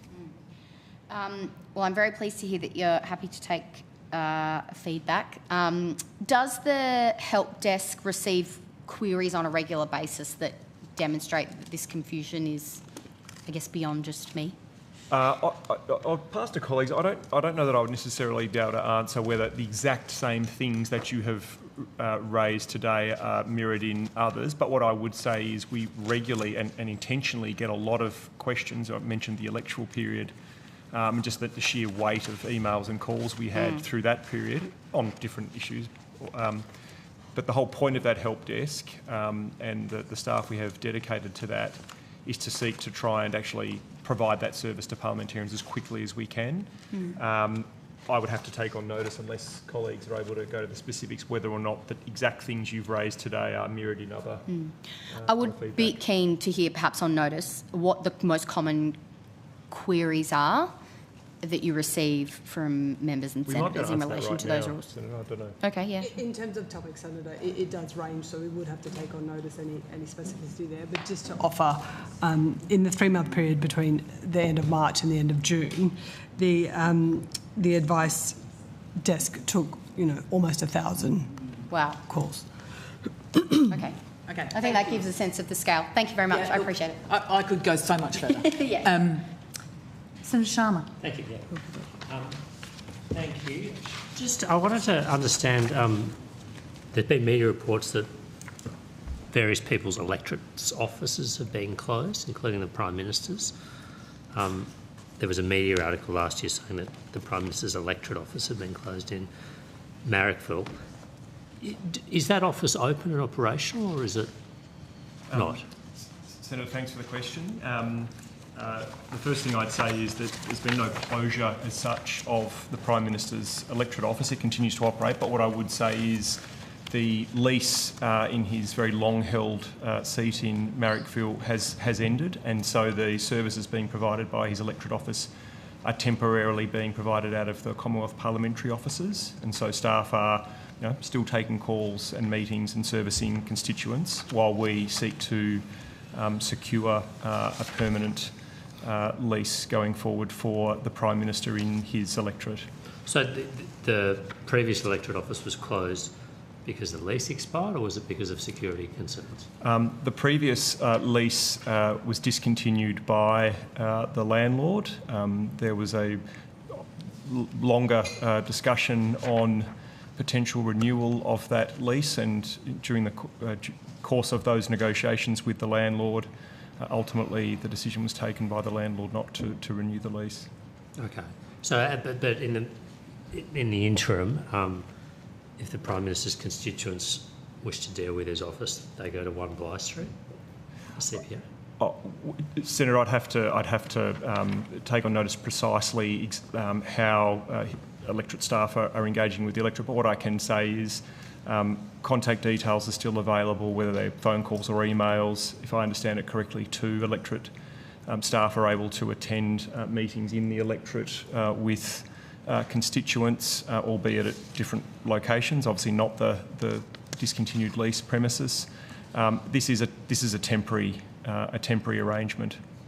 How long do you think it's likely to be if it's temporary? I mean, new premises haven't been identified yet. Look, Senator, I can't put a precise time on it, but what I would say is we are making great progress in securing further premises for the Prime Minister's electorate office in the electorate.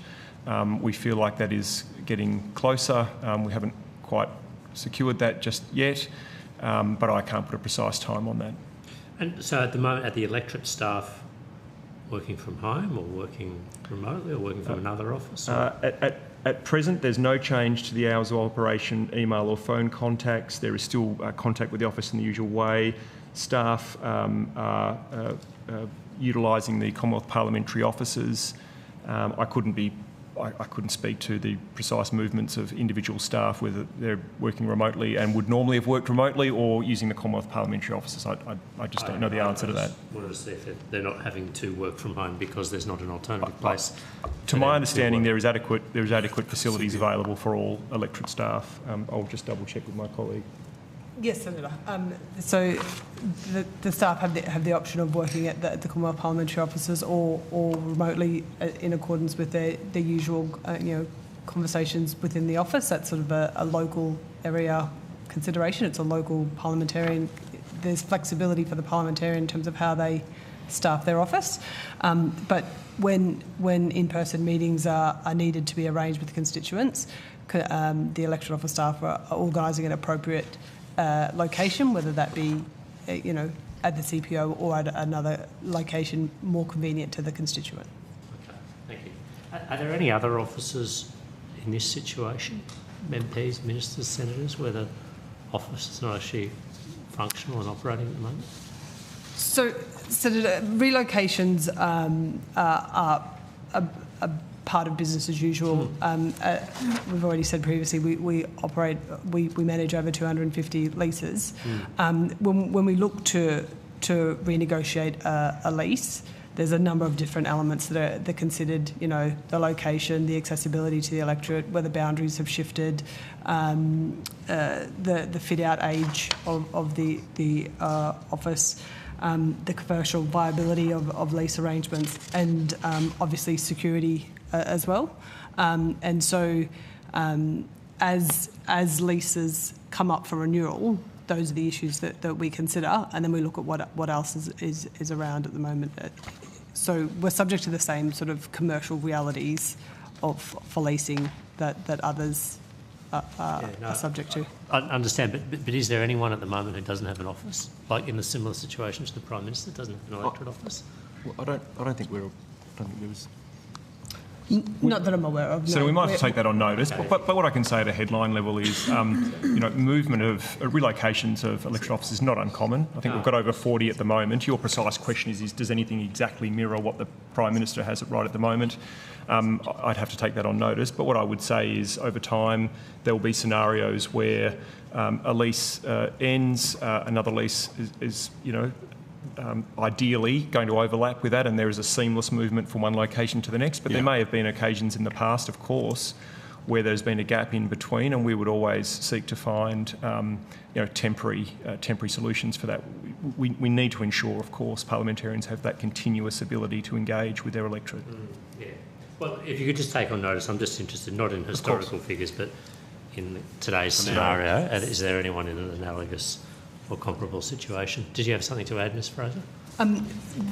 The helpful team who are watching online have provided some information.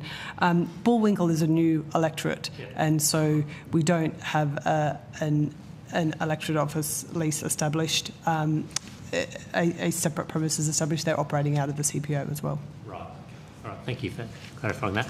And then just our last question or topic. I just noticed in the staffing list that the Minister tabled, the special envoys. I must say I hadn't heard of this title before. Maybe I haven't been paying enough attention. But there's 7 special envoys who each have 2 staff. Is that correct? Who should I direct this question to? Is it you, Minister? You can direct it to anybody you like. Well, whoever's appropriate. Special envoys, I think they may go back to the coalition days. I'm not sure. Senator McGrath might be able to enlighten me. I seem to remember the title, but I don't know if they came with a staffing allocation or a staffing allocation. And I'll have to get that checked. But look, they are people that the Prime Minister selects. They're not ministers, but they have special responsibilities in particular areas. For instance, in the last Parliament, Senator Nita Green, who's now my assistant in tourism, had responsibility for the Great Barrier Reef. She was special envoy for the Great Barrier Reef, and obviously she lives in far north Queensland, had special interest in making sure that the government kept in touch with all of the issues surrounding the Great Barrier Reef. So they're individuals, not ministers, but who have special responsibilities to keep the Prime Minister up to date on issues. And one of the reasons, obviously, the government did so well at the last election was we had these, people providing the Prime Minister, with all this really staff, I think. That might be part good of the advice. So there's 7 special envoys. They each have 2 staff. That's in addition to their 4 electorate office staff? Or 5. 5 staff? So the 5 staff I have, do you have 5 staff too, Senator McGrath? So they get 2 extra staff. Do they attend meetings of the ministry? Not routinely, but obviously if there was something that they wanted to update the Cabinet on or the Ministry on, then they would be invited along. And are they sworn in by the Governor-General? Does this go to Executive Council? No, I don't think so. But I've not seen them, to the best of my knowledge, at Government House. But again, I'll check that out for you, but I don't believe they are. I mean, I'm not sure I don't think I know the answer to this, but so if they're office holders, how are they accountable to the Parliament? Can you ask them questions in question time?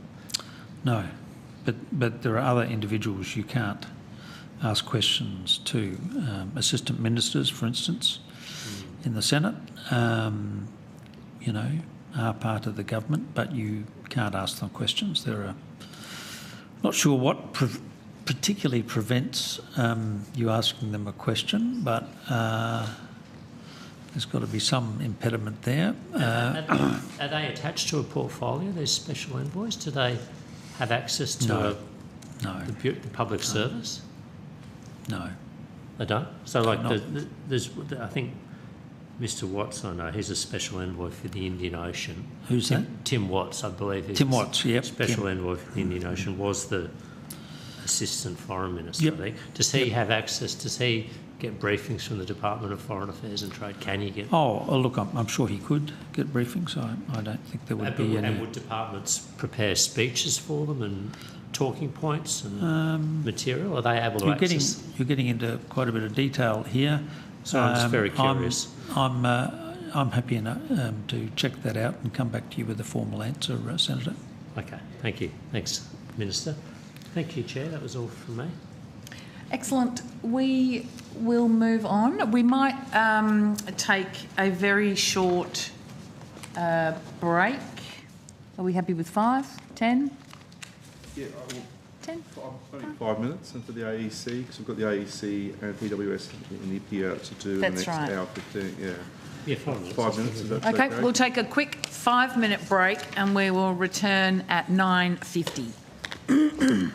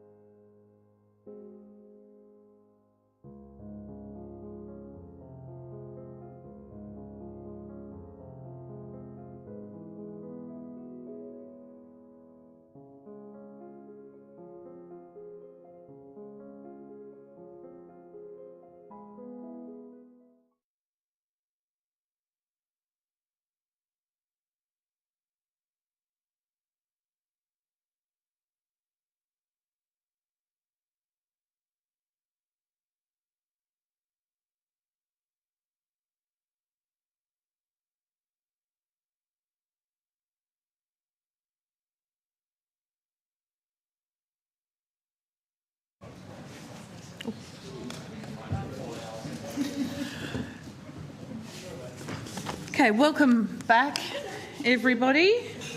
We're going to sprinkle some fairy dust on this and get through the rest of our agenda by 11 p.m. So I would like to welcome to the table Mr Jeff Pope, the Australian Electoral Commissioner, Acting Electoral Commissioner, and other officers of the Australian Electoral Commission. Mr Pope, would you care to make an opening statement? Well, Chair, I'm conscious of the time, but yes, if you don't mind, it is about 3 minutes. Okay. I'll fly into it, if that's okay. All right, if you fly through it and table it, that would be spectacular. Happy to do both. Thank you. Thank you, Chair and committee members. I'm just conscious, since we last appeared, the Australian Electoral Commission has successfully delivered the 2025 federal election. This was the largest and most complex election that the AEC's ever delivered. We had the highest enrolment rate in Australia's history, with 98.2% of eligible Australians enrolled to vote. The youth enrolment rate was 92% and the Indigenous enrolment rate was 92.9%. This is one of, if not, the most complete electoral rolls in the world, and something Australia should be very proud of. After the election was announced, we recruited 89,000 temporary election workers that filled around 100,000 positions to help us deliver the event. This was the first election using our new AEC EmployMe system to facilitate temporary election workforce employment, training and pay. You often hear of failures, IT failures and glitches in new systems. However, the new AEC EmployMe system ran very smoothly, with there being no room or tolerance for any system failures when delivering such a public event to immutable legislated deadlines.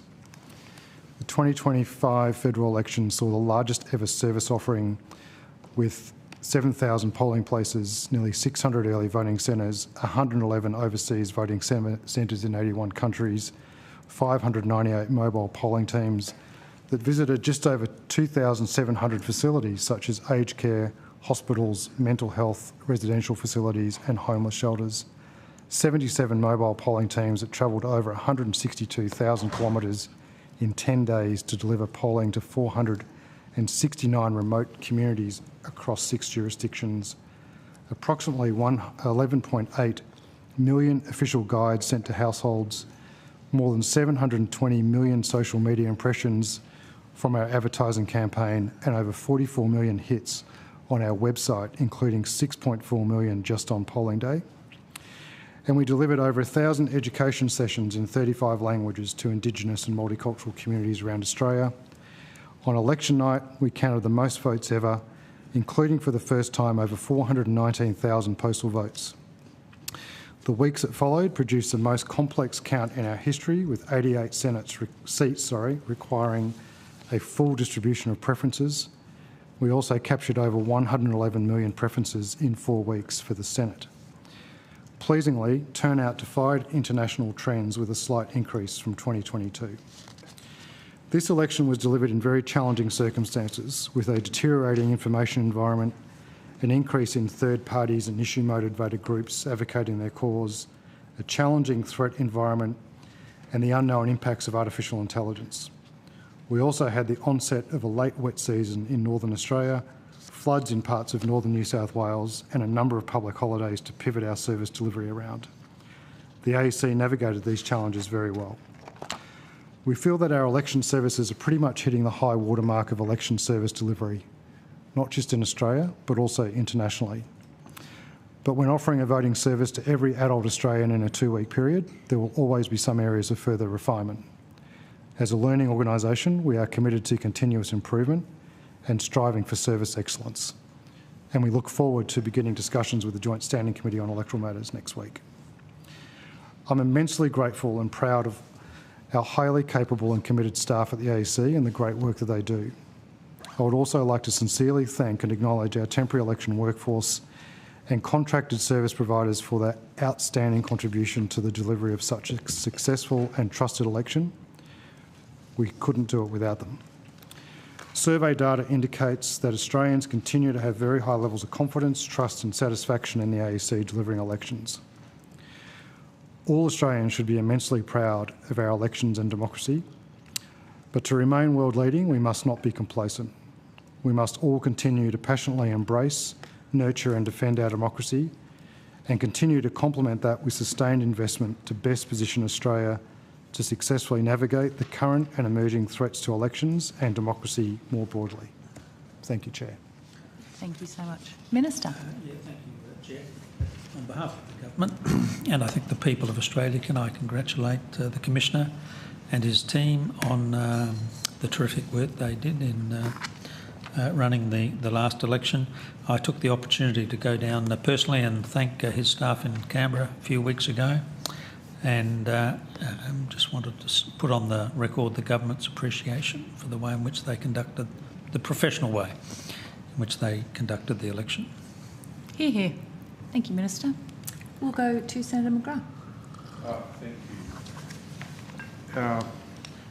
Mr Pope, the AEC is yet to publish an update to the compliance and enforcement actions page on your website. So can I ask how many investigations and breaches were identified during the 2025 election of authorisation requirements? Thanks, Senator. I might just give some background firstly. With respect to authorisations for this election, we took a far more proactive approach, and we were scanning the environment in which they were, matters were being authorised or not, in a proactive way.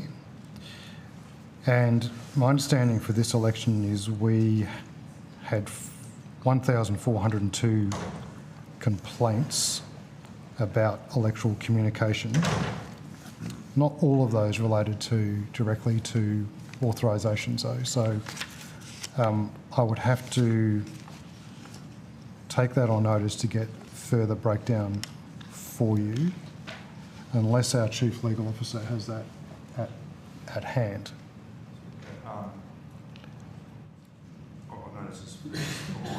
Justin, when will the website be updated? Is my follow-up question.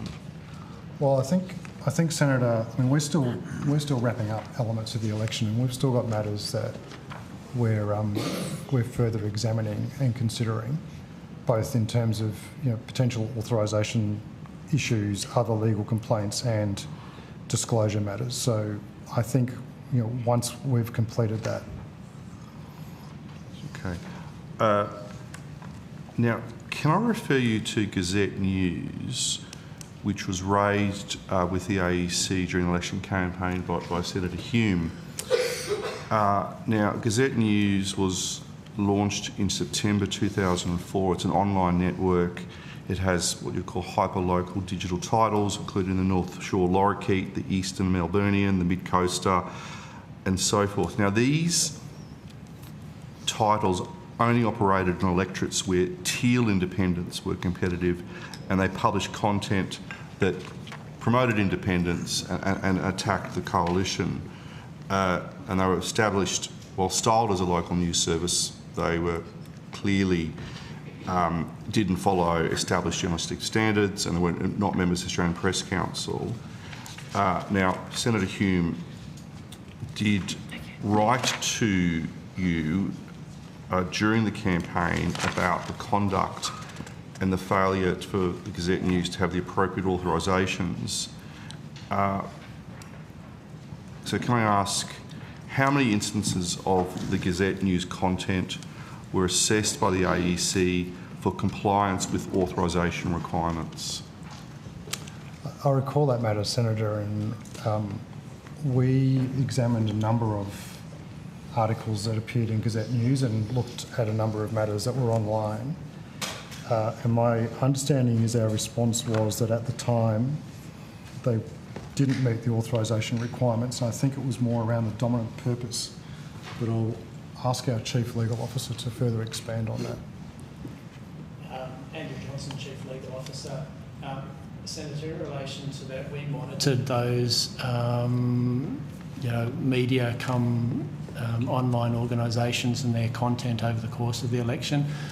I have to go back and take on notice exactly how many articles we looked at, but we looked at those sites periodically throughout the election campaign. And the content, we were looking very much for electoral matter, which is matter dominant purpose of supporting or opposing a political party, but then sort of for evidence that that was supported by. We also wrote and notified those organisations of their obligations if they were publishing information by or behalf of a disclosure entity, that would then require an authorisation. So you did write to the respective editions of Gazette News? Because there was various sort of offshoots round about. We did provide a warning about this is the authorisation requirements if you publish electoral matter, and that electoral matter is by on behalf of or paid for by a disclosure entity. So no formal action was taken, but a written warning was sent to. Was it because of how it was established with the various digital editions? Was it to the? How was the warning delivered? I'd have to go back and look. Like during the election, we looked at a lot of different, particularly social media, online communicators, and we sent a lot of warnings out. Those are ones we can remember. Those are ones I remember because it was raised, I believe, in an earlier estimates this year, but also had been on our radar. So we'd sent them out the warning and said this is your obligations if you are communicating electoral matter on behalf of a political entity. Did they respond to the warning? Did they contest? From memory, I don't think we received a response back. Not the way I recall, Senator, either. I think we took an educative approach in many of these cases, and as the Chief Legal Officer is indicating, there was alerting people, reminding people, educating people of their authorisation obligations, and we provide warnings also in certain circumstances, but I don't remember them providing a response, and nor do I remember them or detecting any change in the way in which they were undertaking their communication. So you've touched upon this in terms, I'm not leading the witness here, but in terms of the dominant purpose test, but why were Gazette News and its operators not required to register as a third party or significant third party under the Electoral Act, despite publishing political ads and content clearly directed at influencing votes? Senator, my recollection was I think when you look at the matter holistically, there was a whole range of articles that appear in these online publications, and that they were addressing also a range of political matters that might address that weren't just for one particular party. I think they actually responded, if now I'm recalling correctly, they responded with examples of where they have made comment around a range of other matters. So I don't think being an associated entity was a neat fit.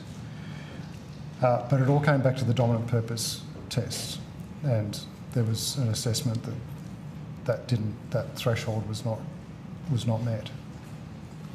Has the AEC assessed the financial relationship between Gazette News, its backers and Climate 200 to determine if their collective expenditure should trigger disclosure obligations?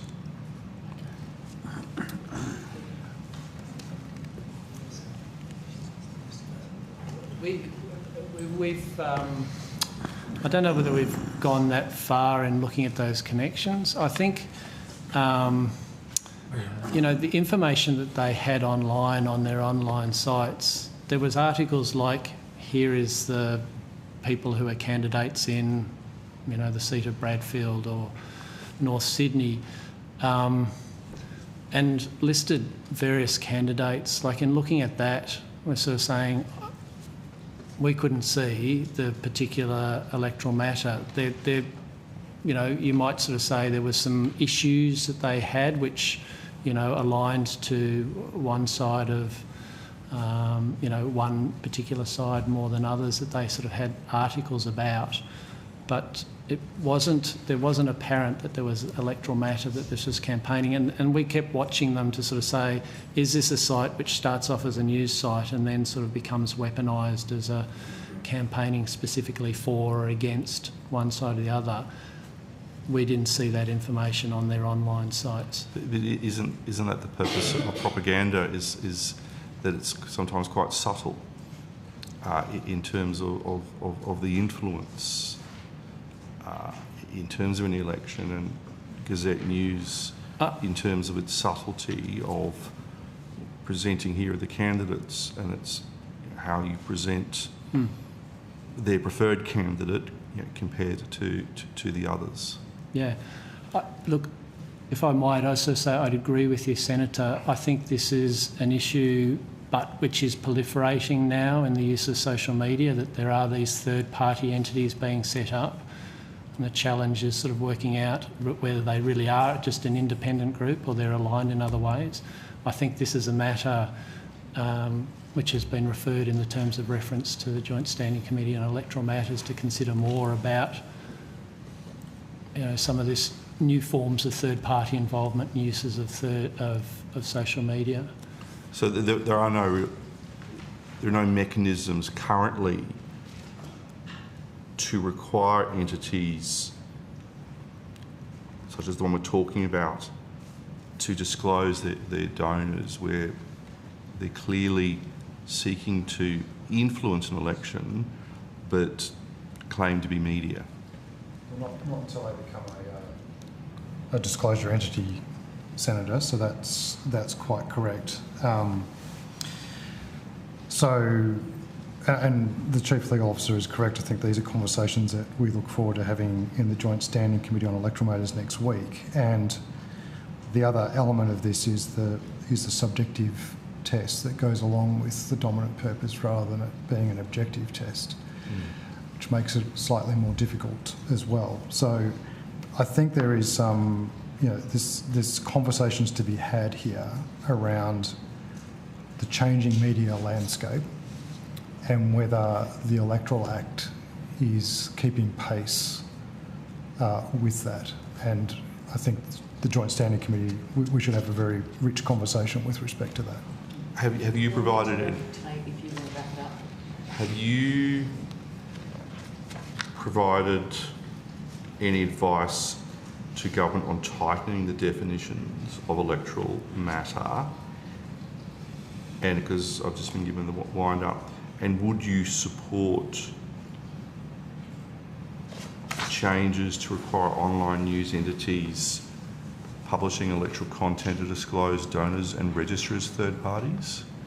Well, the answer to the first part of the question is no, not yet, Senator, but I am, as I indicated, I'm looking forward to having those sorts of discussions at the Joint Standing Committee on Electoral Matters, because I think that's where it's best discussed, and I look forward to the committee considering the changes in the media landscape and how that currently matches with the Electoral Act. And we'll have some suggestions, I think, to put forward next week with respect to this. Okay. I might just one other quick question, just in relation to influencers, which you sort of touched upon without actually saying the word influencer. If an influencer publishes explicitly political content on a platform, like Instagram, TikTok, YouTube, and it's publicly viewable by any user who visits the account, does the AEC regard that content as more likely to be electoral matter? Well, again, Senator, it's something we examined during the election, and they don't meet the threshold. And I'm generalising here because we'd have to go through particular circumstances for each one to be accurately responding to. But generally, they didn't meet the threshold of a disclosure entity. They weren't. It wasn't paid political advertising, and it seemed to be more of sort of editorial opinion matters than actually advocating particularly for a particular party or candidate in any way in which that was paid for. I've got more questions here, but Chair, you wanted to take the call? Yes, we're not going to ask any questions. We're going to take them all to next Wednesday's JSCAM to try and even things up, given that people still want to get to PWSS and IPIA tonight, and we've got 50 minutes. But we'll go to Senator Hodgins-May. Thank you, and these are my last questions for this evening. Can you please confirm whether the AEC has figures for First Nations voter turnout in the 2025 election? No, we don't, Senator. We're not able to capture turnout for First Nations because we don't have indigeneity flagged on the electoral roll, so therefore we're not able to determine how many Indigenous people actually voted. Was this considered a blind spot after the 2022 election, and was this something that was going to be examined as a way of capturing that data? No, I don't think so. I mean, we've never captured indigeneity on the electoral roll. So we have done a lot of work with respect to increasing what we say is the estimated number of Indigenous electors on the electoral roll, and we just updated that as of 30 June this year to be 93% of estimated Indigenous eligible electors are now on the electoral roll. And that was an increase of 16,300 from the previous year. So we've done a lot of work with respect to estimating Indigenous electors on the roll, but we don't have the certainty of data to estimate turnout. Yeah, thank you, and I agree that is really important, uptick. But would you agree that it's hard to really know and understand First Nations enfranchisement, whether it's improving overall without being able to compare enrolment with actual turnout? It is difficult, and it always has been, and it's going to continue to be difficult. But as I indicated, the only way in which you could do that with any degree of certainty would be to capture indigeneity on the electoral roll, and that is not something that we have ever been able to do. And that in itself would also be a difficult undertaking. And has any other work gone into identifying what barriers are preventing First Nations people from voting in the 2025 election? Yeah, absolutely. And I might just say maybe this is why the Division of Lingiari gets spoken about potentially in the context of Indigenous turnout, because it has the highest proportion of Indigenous Australians residing in that electorate. So we do focus very closely on turnout in Lingiari for that very reason.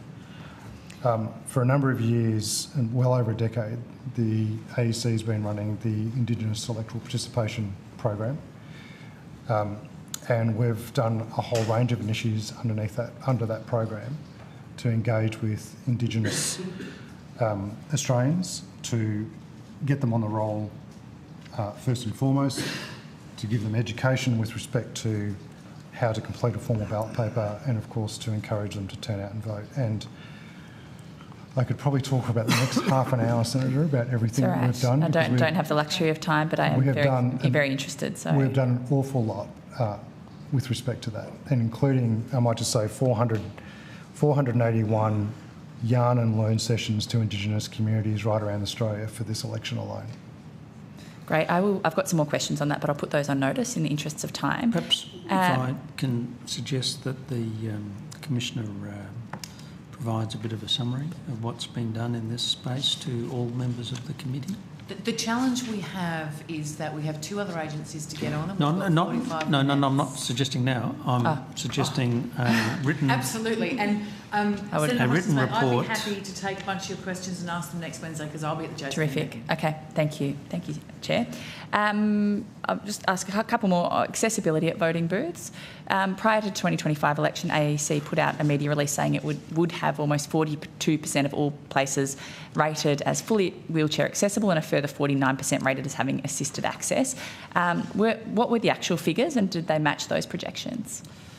Pretty much, Senator, yes, we had 3,000 polling places, around 3,000, or just over 3,000 polling places which were fully accessible, which was 41.8% of polling places were fully accessible, which was an increase of 90% from the federal election in 2022.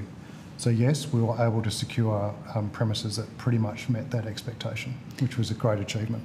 Yeah, very encouraging. And is there an expectation to increase those targets ahead of the next election? We're always looking to try and increase our service offering to all communities, including the disability community.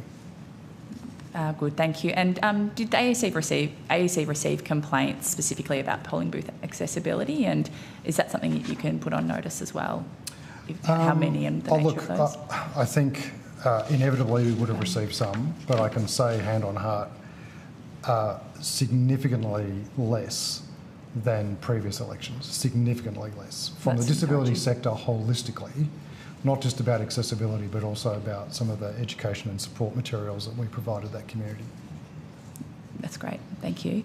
Can I just ask, what are the main logistical barriers that the AEC face in securing accessible polling venues ahead of the next election? If we're aiming for, 100% fully wheelchair accessible, hopefully in the not too distant future. For example, timing, availability, contractual limitations. What are some of the things that really impact? Well, all of that, but the biggest impact, of course, is a 33 days notice that we can't enter a lease until the writ has been issued and we actually know the polling day. We enter into 7,000 leases in 33 days to deliver the election. We have to take what we can get. And whilst we do our very best to try and identify premises in the lead up to elections, and we provide these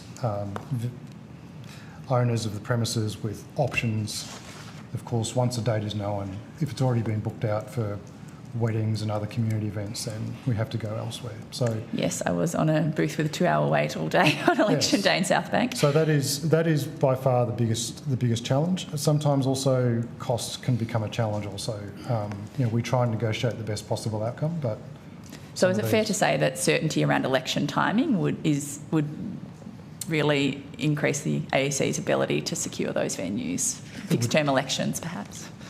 Something like that in this context would be of assistance. Terrific, thank you. Very last question for the evening. When back to you, Minister. When the Department of Finance and the Special Minister of State prepared the electoral reform bill, what advice did they seek from the AEC?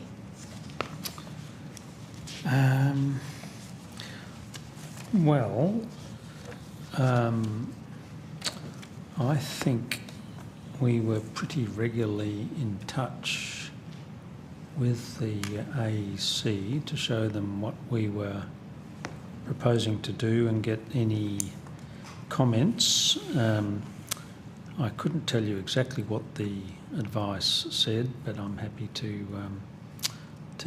have a look at that, and if it's appropriate to release it to you. But thank you. Yeah, I'm really grateful to know what specific use was made of the expertise of the independent AEC.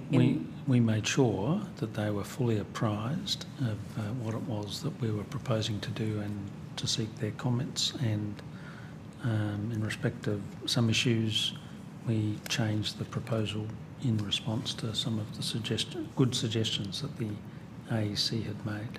And I might add, the AEC themselves wanted some changes to the Act, and because we came back after Christmas, we were able to implement them, and they were implemented immediately at the last election.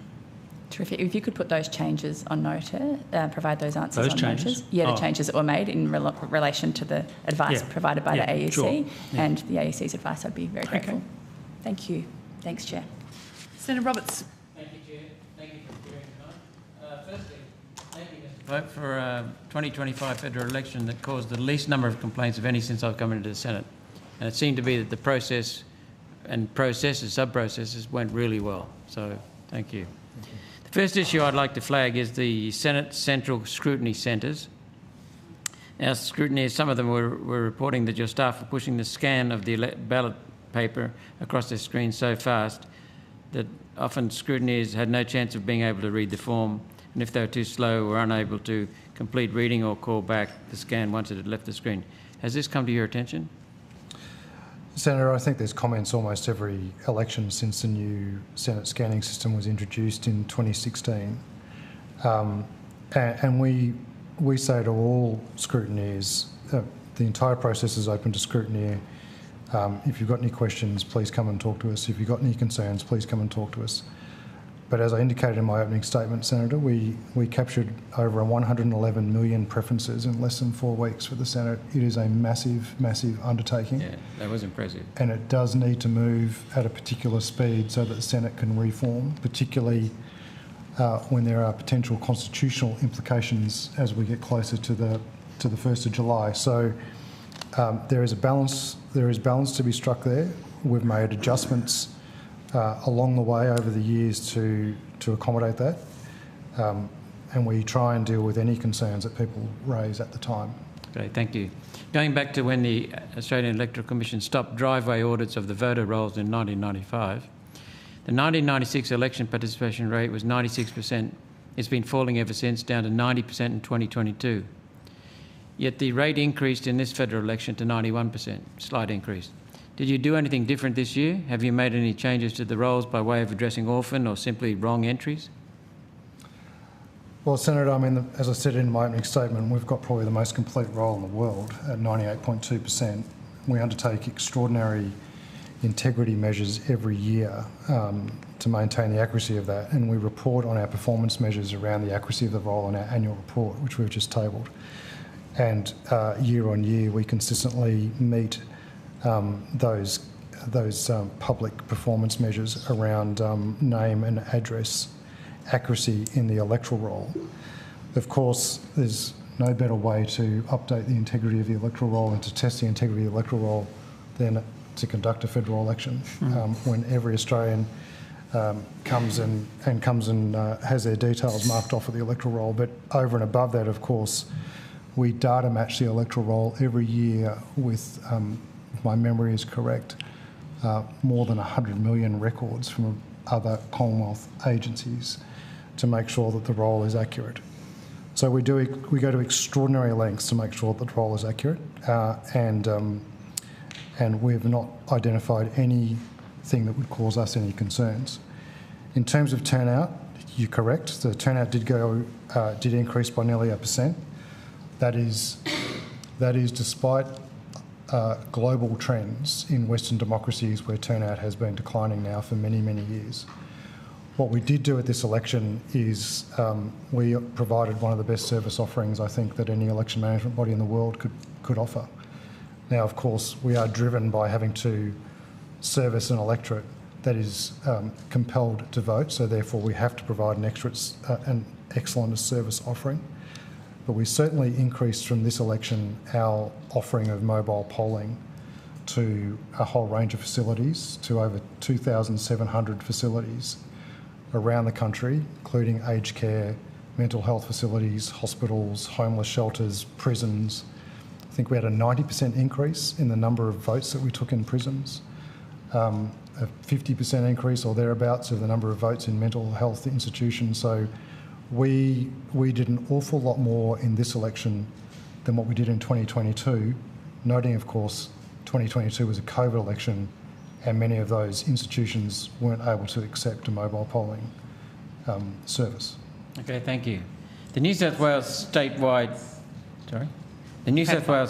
informal rate in this last election was 8.06%, up 1.8% on 2022. That's a large increase. When looking at where the increase came from, some electorates stand out. Blaxland at 12.86 informal vote. Watson 17% informal, which was up 6% since the last election. Watson recorded 83,000 valid votes, 17,000 informal votes, and 17,000 voters failed to turn up at all, out of a total enrolment of 117,500. Cornwall in Victoria has a very large population of new arrivals. Their figures were 10.6%, informal up 4.3% since 2022. The breakdown there is 10,600 informal votes, 90,000 formal votes, and 15,000 didn't vote at all. This trend only shows up in electorates with certain demographics. Aston holds the largest Chinese population in Australia, and it only had a 5% informal vote and a very high participation rate, which is great for them. That's wonderful. I don't think the problem is language. I think it is cultural.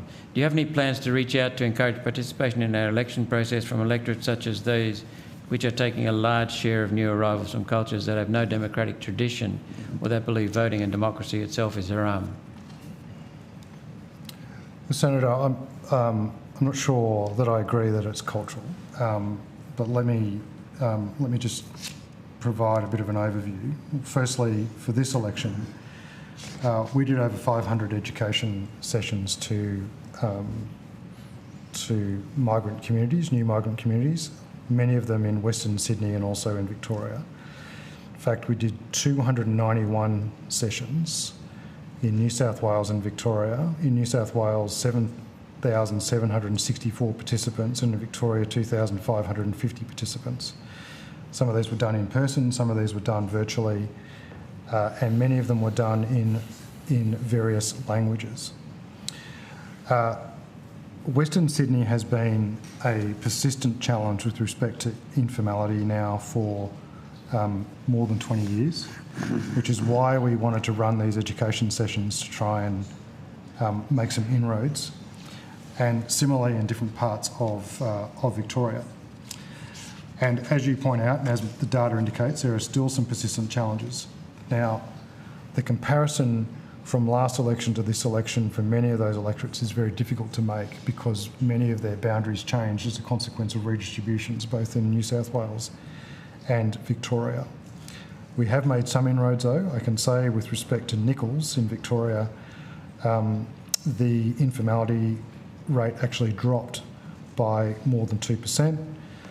In Hawke in Victoria, it dropped by more than 4%, and there are large migrant and multicultural communities in both of those electorates. With respect to Corwell, yes, the informality rose to 10.61% at this election, and it was 6.31% at the last election. However, there are two most significant determinants when it comes to informality. One is the number of candidates on the ballot paper, and Corwell had 13, which was the equal largest in the country, because the other one that had 13 was Riverina, which also had an informality rate of 11.27%.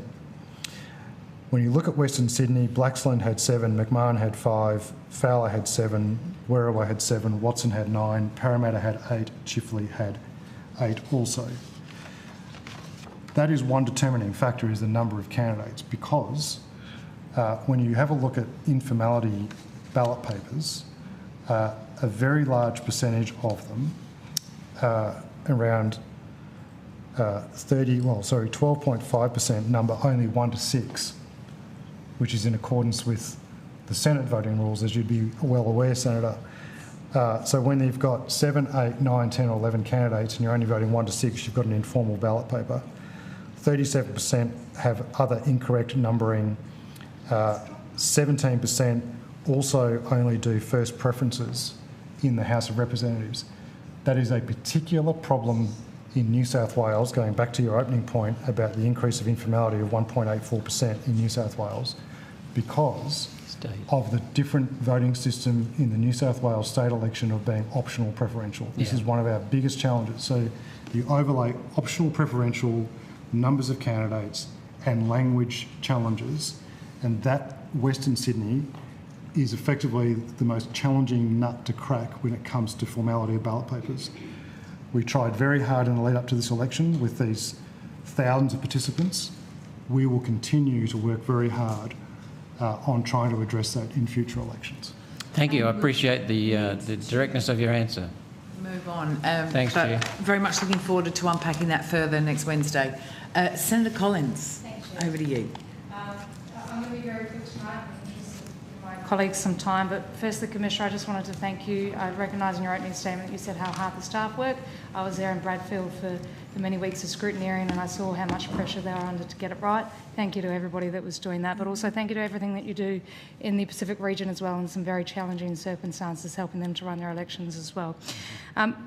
Post the most recent federal election, have you written to many groups, and apologies if my colleague asked this particular question exactly, but have you written to many groups regarding their need to register as a third-party provider or associated entity, and if so, how many? Senator, we've been monitoring around about 133 potential disclosure entities. Now, of that 133, around about 75 of them have already been assessed as not having a disclosure or registration obligation.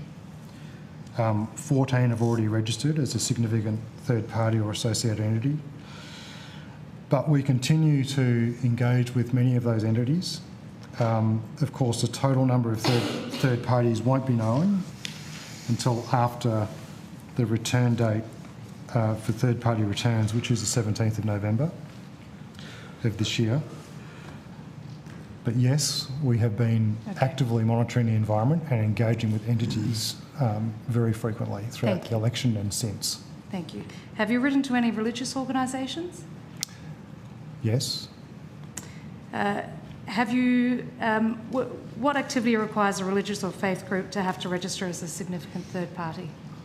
Well, it's the same as everybody, Senator. It's with respect to the provisions under the Electoral Act around the amount of their expenditure. And which religious organisations have you written to? Well, the one that we've been engaging with fairly regularly would be the Brethren, and we continue to do so. And has there been any communication between the Minister's Office or any other member of government and the Department and AEC regarding the PBCC, the Plymouth Brethren? Oh. Well, I'm not aware of any correspondence coming from the Minister's Office on that issue. Do you have any evidence of the Church itself directing or engaging in political activity? We're continuing to examine that matter, Senator, and and assess information that is coming before us from a variety of sources. So I'm not in a position to put forward a final view yet. Okay. And noting, of course, as I said, there's still disclosure opportunities in front of us. With 20th of October is time for significant third parties, associated entities returns, and third parties are on the 17th of November. So I'm not sure what might occur between now and then. Okay. Can you provide some examples of the PBCC-led or directed activities that require significant third-party registration? No, I'm not saying that they are required or will be required. I'm just saying we are examining, like with a number of other entities, we're examining the information that we've got to try and determine whether there might be a disclosure obligation. And are you using media reports as evidence to the activities that the PBCC were engaged in? As part of our environmental scanning, there's a whole range of inputs, of which that would be one of many. Okay, because we did hear evidence before about, I guess, the partisan nature of media reports, and granted they are not independent authorities, they're not providing independent research, and particularly with organisations like the PBCC, it can be a political witch hunt. Potentially. As I said, there may or may not be any obligation. We're just working our way through the information that we've got, and the information they provide us, we'll make that objective assessment as we always do. Okay, so just to be clear, that if, for example, a large amount of Catholics were handing out for the Liberal Party, the Catholic Church would not be asked to disclose, become a third-party registered entity? Well, again, it all depends on the circumstances. And what sort of circumstances would that be? Well, it all comes back to whether they meet the threshold for a disclosure entity, so it all comes down to the facts and circumstances. Okay, and all those thresholds are online, are they? They're all in the Electoral Act. Okay, excellent, thank you. That's it for me. Thank you. Senator Hume. Thank you. Acting Commissioner, I should say, well, first of all, I should ask the Minister, how close are we to appointing an official commissioner as opposed to an acting commissioner? The process should have already been completed, but sometimes things just take longer than you'd like. But don't worry, it's well in hand, and we've got a fantastic candidate for the job. It's an enormous comfort. Thank you, Minister. I want to ask some questions first of all, though, about, I just follow up on some stuff that I asked your predecessor, Commissioner, back in June last year, specifically about some legal proceedings that the Commission entered into relating to authorisations. And I understand that there has been some developments in relation to this matter. The Commission has now been found to be incorrect in its interpretation of the law in the High Court on those authorisations. Is that correct?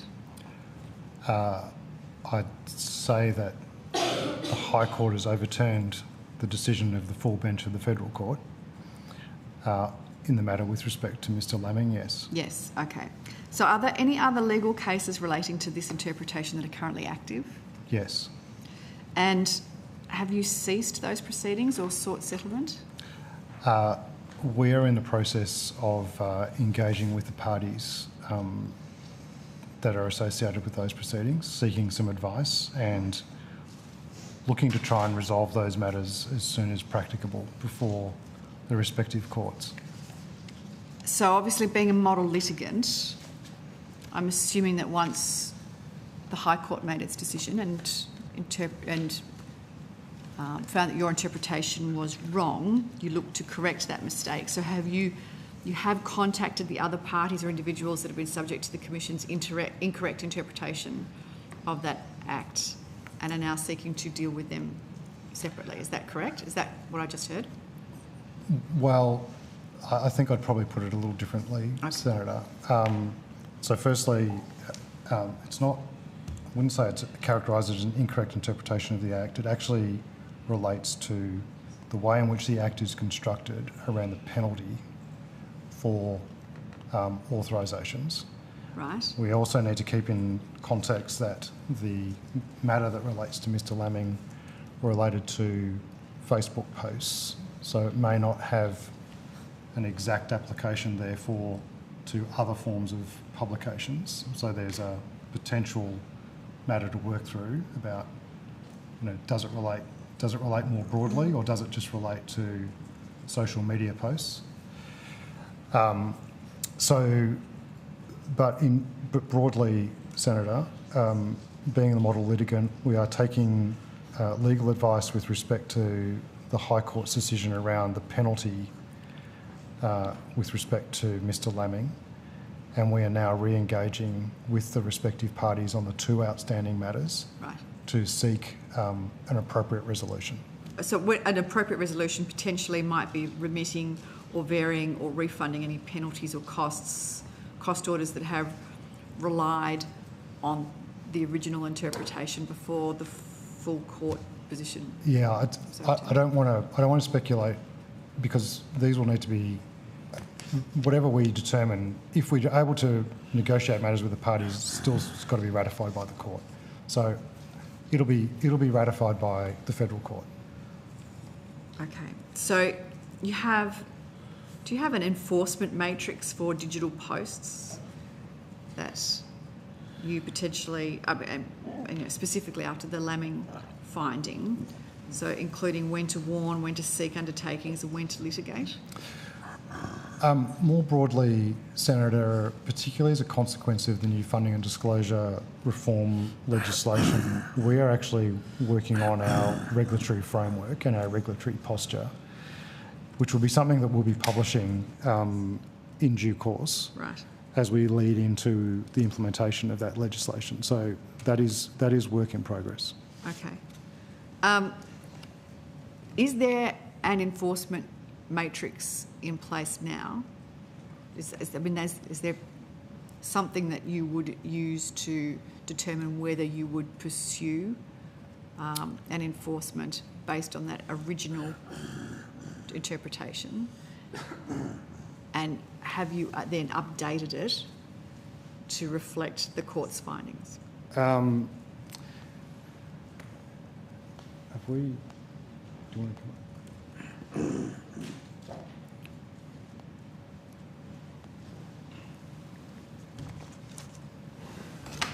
up? Our regulatory approach is set out on the AEC website, and it's an escalating scale. So it does start with that education point of view, but it doesn't say necessarily that we will always just send out a warning letter, depending on the severity of the offence. Like, for example, an anonymous attack ad by a disclosure entity we consider to be far graver than a new participant who is trying to communicate electoral matter and has left an authorisation on, for example, in which case we'd consider a warning there, whereas a disclosure entity who we probably have engaged with on more occasions and provided warnings and they haven't complied. So what I want to understand is that matrix that is currently on your website, have you updated that to reflect the interpretation of the court in the Laming finding? Well, the interpretation, so the Laming High Court case was not about whether an offence has been committed, it was about the number of offences and so the penalty. So it's about the penalty. It's about the penalty as opposed to the offence. All right. Yeah. So it hasn't changed in relation to whether an offence has occurred. So last June, you said that you'd be seeking separate, independent or separate advice on these cases.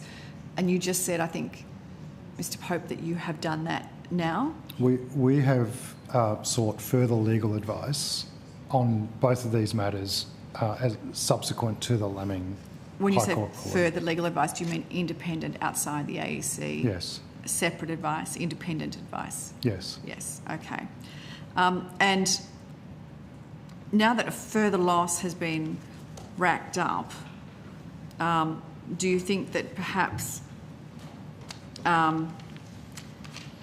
seeking that independent senior counsel advice prior to pursuing the case would have been a better course of action? We've sought advice all the way through this, Senator.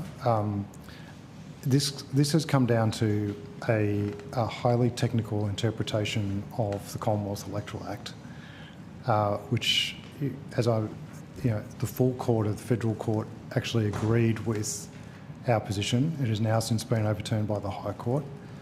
These things happen when it comes to interpretations of legislation. And again, I think this is going to be an important conversation to have in the Joint Standing Committee on Electoral Matters with respect to authorisation legislation and the determination that follows. Do you have a protocol then for second opinions if you have lost at first instance or you face inconsistent authority? We prioritise seeking independent advice where we feel that it's going to best suit us, and we have done so throughout the course of these matters, even before they got to the full bench of the Federal Court and certainly before they got to the High Court. Right, so then what changes have followed Kelly, Laming and the McQuestion cases? Well, with respect to Mr Kelly, one of the changes that we've needed to adapt to is having a level of tolerance around font size of authorisations.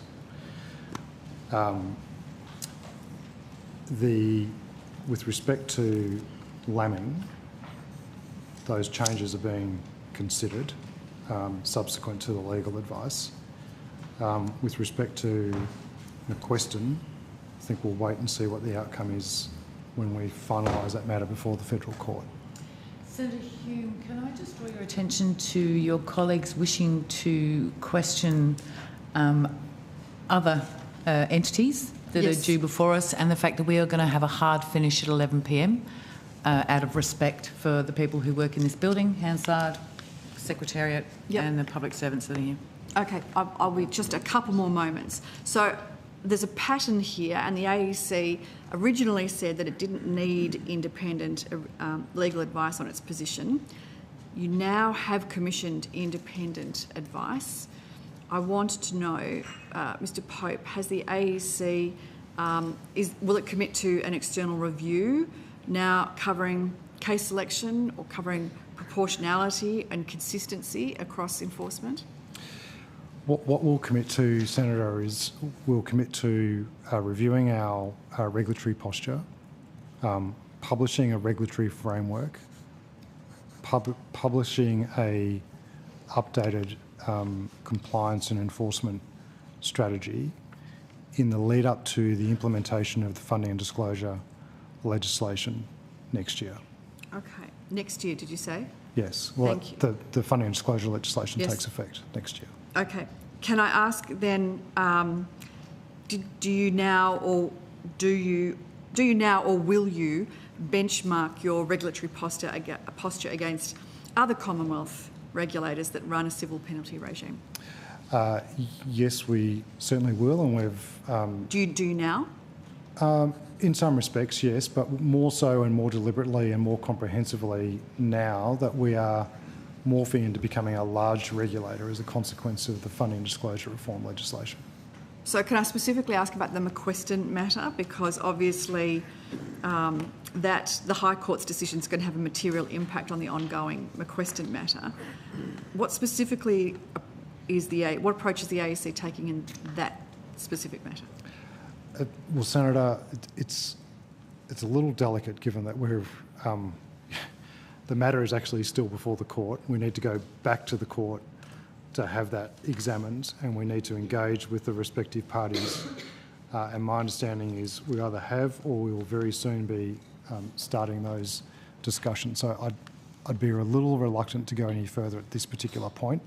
Happy to come back and revisit it once the court has resolved it. All right. I might ask you on notice if the Commission can provide a breakdown to confirm its compliance with the Legal Services Direction in each authorisation case since 2022, including documented prospects advice before filing, including genuine steps to resolve disputes without litigation, proportionality of relief sought to the conduct, and consistency of position across respondents. If obviously that's on notice. Can I just also ask though that in relation to settlements in cases, has the AEC rejected any offers higher than the penalties that were later awarded? We'll come back to you on that on notice, Senator. Okay. Did you notify or consult the Office of Legal Services Coordination where required for significant or sensitive? Yes. Yes, Senator, in all respects, we followed the Legal Services directions in consulting the Attorney General's Department and the Attorney General in getting external legal advice and following the requirements in the Legal Services directions. The one thing I'd just add to what the Commissioner is saying is in running these cases, effectively this authorisation scheme, civil penalty scheme, is a new regime. It was only established in 2018.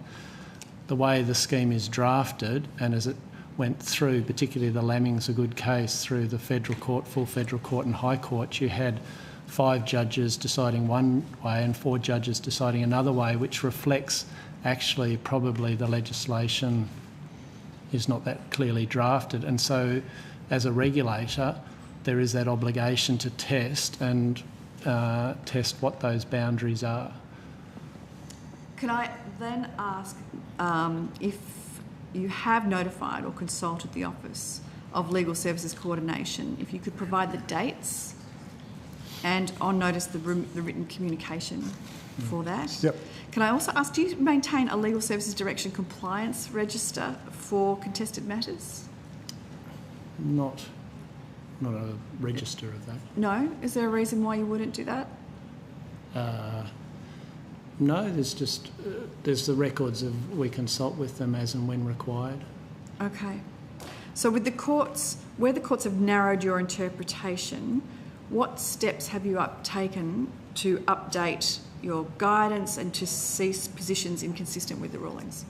That's work in progress, Senator. Okay. I mean, we're only just digesting the legal advice from the complex High Court judgment that's only been handed down. So we are working our way through that. All right. Well, I'm just going to put my questions on notice, Chair, but they are, if you could please table total internal and external legal spend by matter and stage since 2022, including AGS, Council, Discovery, ADR and appeals. Can I just be clear though, Senator?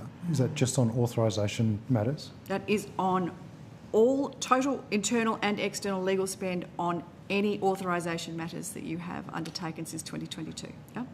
Authorisation litigation. Authorisation litigation. Okay. Can I also ask you to provide the number of complaints, warnings, rectifications and litigations by quarter since 2022? And can I ask you to list all matters since 2022 where you've pursued litigation without first offering ADR and provide the reasons for having not offered ADR in each case? Thank you. Thank you, Chair. I've got a question in relation to the redistribution in Queensland. Are you able to explain or expand to the committee when the timeline that you're following in relation to that? And secondly, how much time does the Electoral Commission require if the Parliament is increased to a similar site by a similar number of MPs, similar to what happened between 1983 and 1984?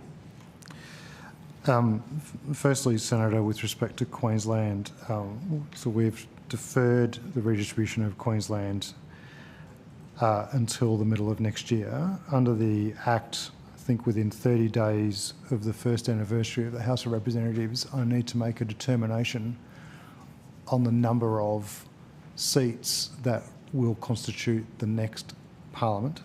That is based on population data. That will help inform whether Queensland remains at 30 seats for the next Parliament or could potentially get to 31. So as a consequence, the Electoral Commission, three-person commission, made the decision that it was best to delay, or defer I should say, the Queensland redistribution so that we know exactly what we're working with.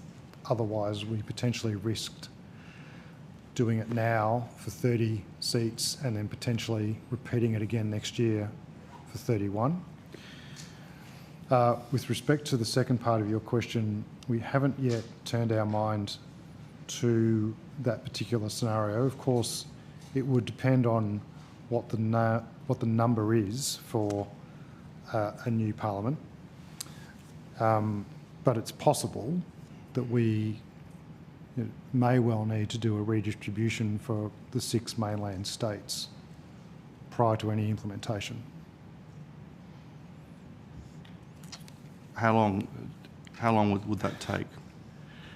Well, currently redistribution processes take around about 12 months under the current legislation. And we're running 3 concurrently at the moment. Running 6 concurrently is a significant undertaking. Thank you. I'll put my further questions on notice. Thank you. Thank you. We will now release you. We will bring on PWSS, Parliamentary Workplace Support Services, for 5 minutes. My apologies to the Independent Parliamentary Expense Authority. I still do not have agreement to release you, so I'm afraid you have to stay in the room. PWSS, please join us at the table for 5 minutes.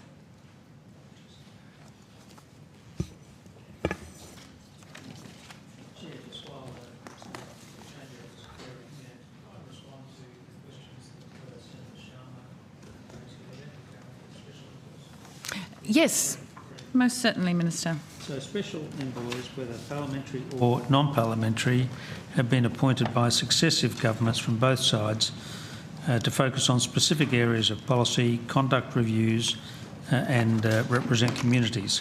Special envoys are appointed by the Prime Minister and report directly to ministers while not being members of the executive themselves.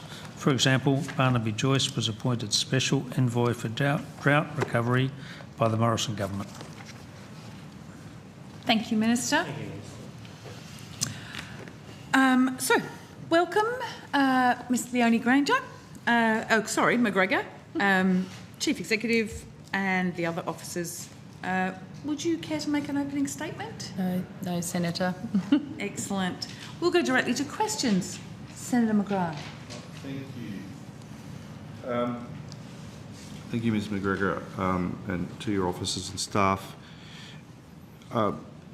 Given the findings of your independent review of resourcing in parliamentarians' offices, were you concerned by the Prime Minister's decision to slash resourcing for opposition shadow ministers? Leonie McGregor, the Chief Executive Officer of the Parliamentary Workplace Support Service. Senator, I think, has been earlier canvassed that level of staffing is a matter for the Prime Minister.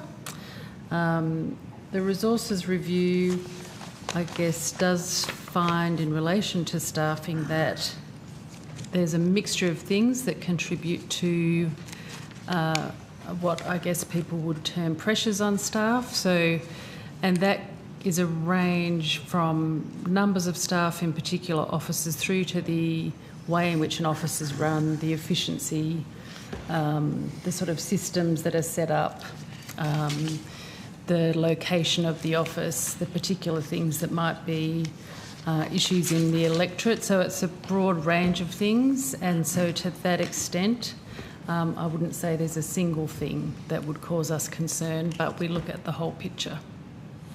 Well, for example, Ms McGregor, the number of government staff is the same as it was 12 months ago, but the number of opposition staff for shadow ministers has been drastically cut. There are opposition staff in our offices at the moment who are probably overworked. They are clearly under-resourced. Doesn't that concern you as to the impact upon the well-being of opposition staff? Because it would appear there are two classes of staff. Those who work for the government, numbers are the same as they were 12 months ago, and those who work for the opposition, where the numbers have actually been cut. Does it concern you that one class of staff are being treated differently to another class of staff? Well, I think, Senator, I wouldn't comment on that aspect of your question. I think that goes to asking me to offer an opinion, but I will say that there are a range of things that contribute to pressures on staff. Obviously, one of those will be the level of work that they're asked to do in a particular office. I mean, I think the PWSS broadly would understand that when it comes to some of those more senior office holders, both in government and across other parties, there's a level of pressure on those staff that is a little bit different to, say, someone who doesn't hold those shadow responsibilities. Yes, but this goes to the treatment of opposition staff. The opposition executive has had the total number of its staff cut, but also the number of senior staff cut. So the pressure on the existing staff, logically, has increased, and I would like your organisation to consider this further, following on from your report, where you did make comments in relation to the staffing of opposition frontbenchers. Happy to consider the matter further, Senator. I guess it's only a few months since the new staffing arrangements have been in place, but very happy to, I guess, monitor whether there are particular pressure areas and come back to you on that. Did you brief the government on the findings of the review before it was published? We provided the report to the government, yes. So you provided the report to the government. Did you have a meeting with the government to go through your recommendations in the report? I think we did have a meeting with the Special Minister of State's office to do that. What was the issue of... And actually, I think at the time, probably the shadow SPOS as well. I think that's correct. Yep. So, yes, I can confirm that. Which was not you then. But Was the... With hit the 11 p.m. marker. I have tried all evening to negotiate how we roll this up, but we are going to break now out of respect for the people who work here and for the people who are sitting in this room, some of whom have been here since 8 o'clock this morning. Thank you so much for coming. We appreciate your time. Pleasure. I have no doubt there'll be plenty on notice. And with that, I'd like to thank all the witnesses who appeared before us today at various times, to Hansard and Broadcasting and to the Secretariat particularly, and I now declare this meeting of the Senate Finance and Public Administration Legislation Committee adjourned. Thank you, Chair. Thank you.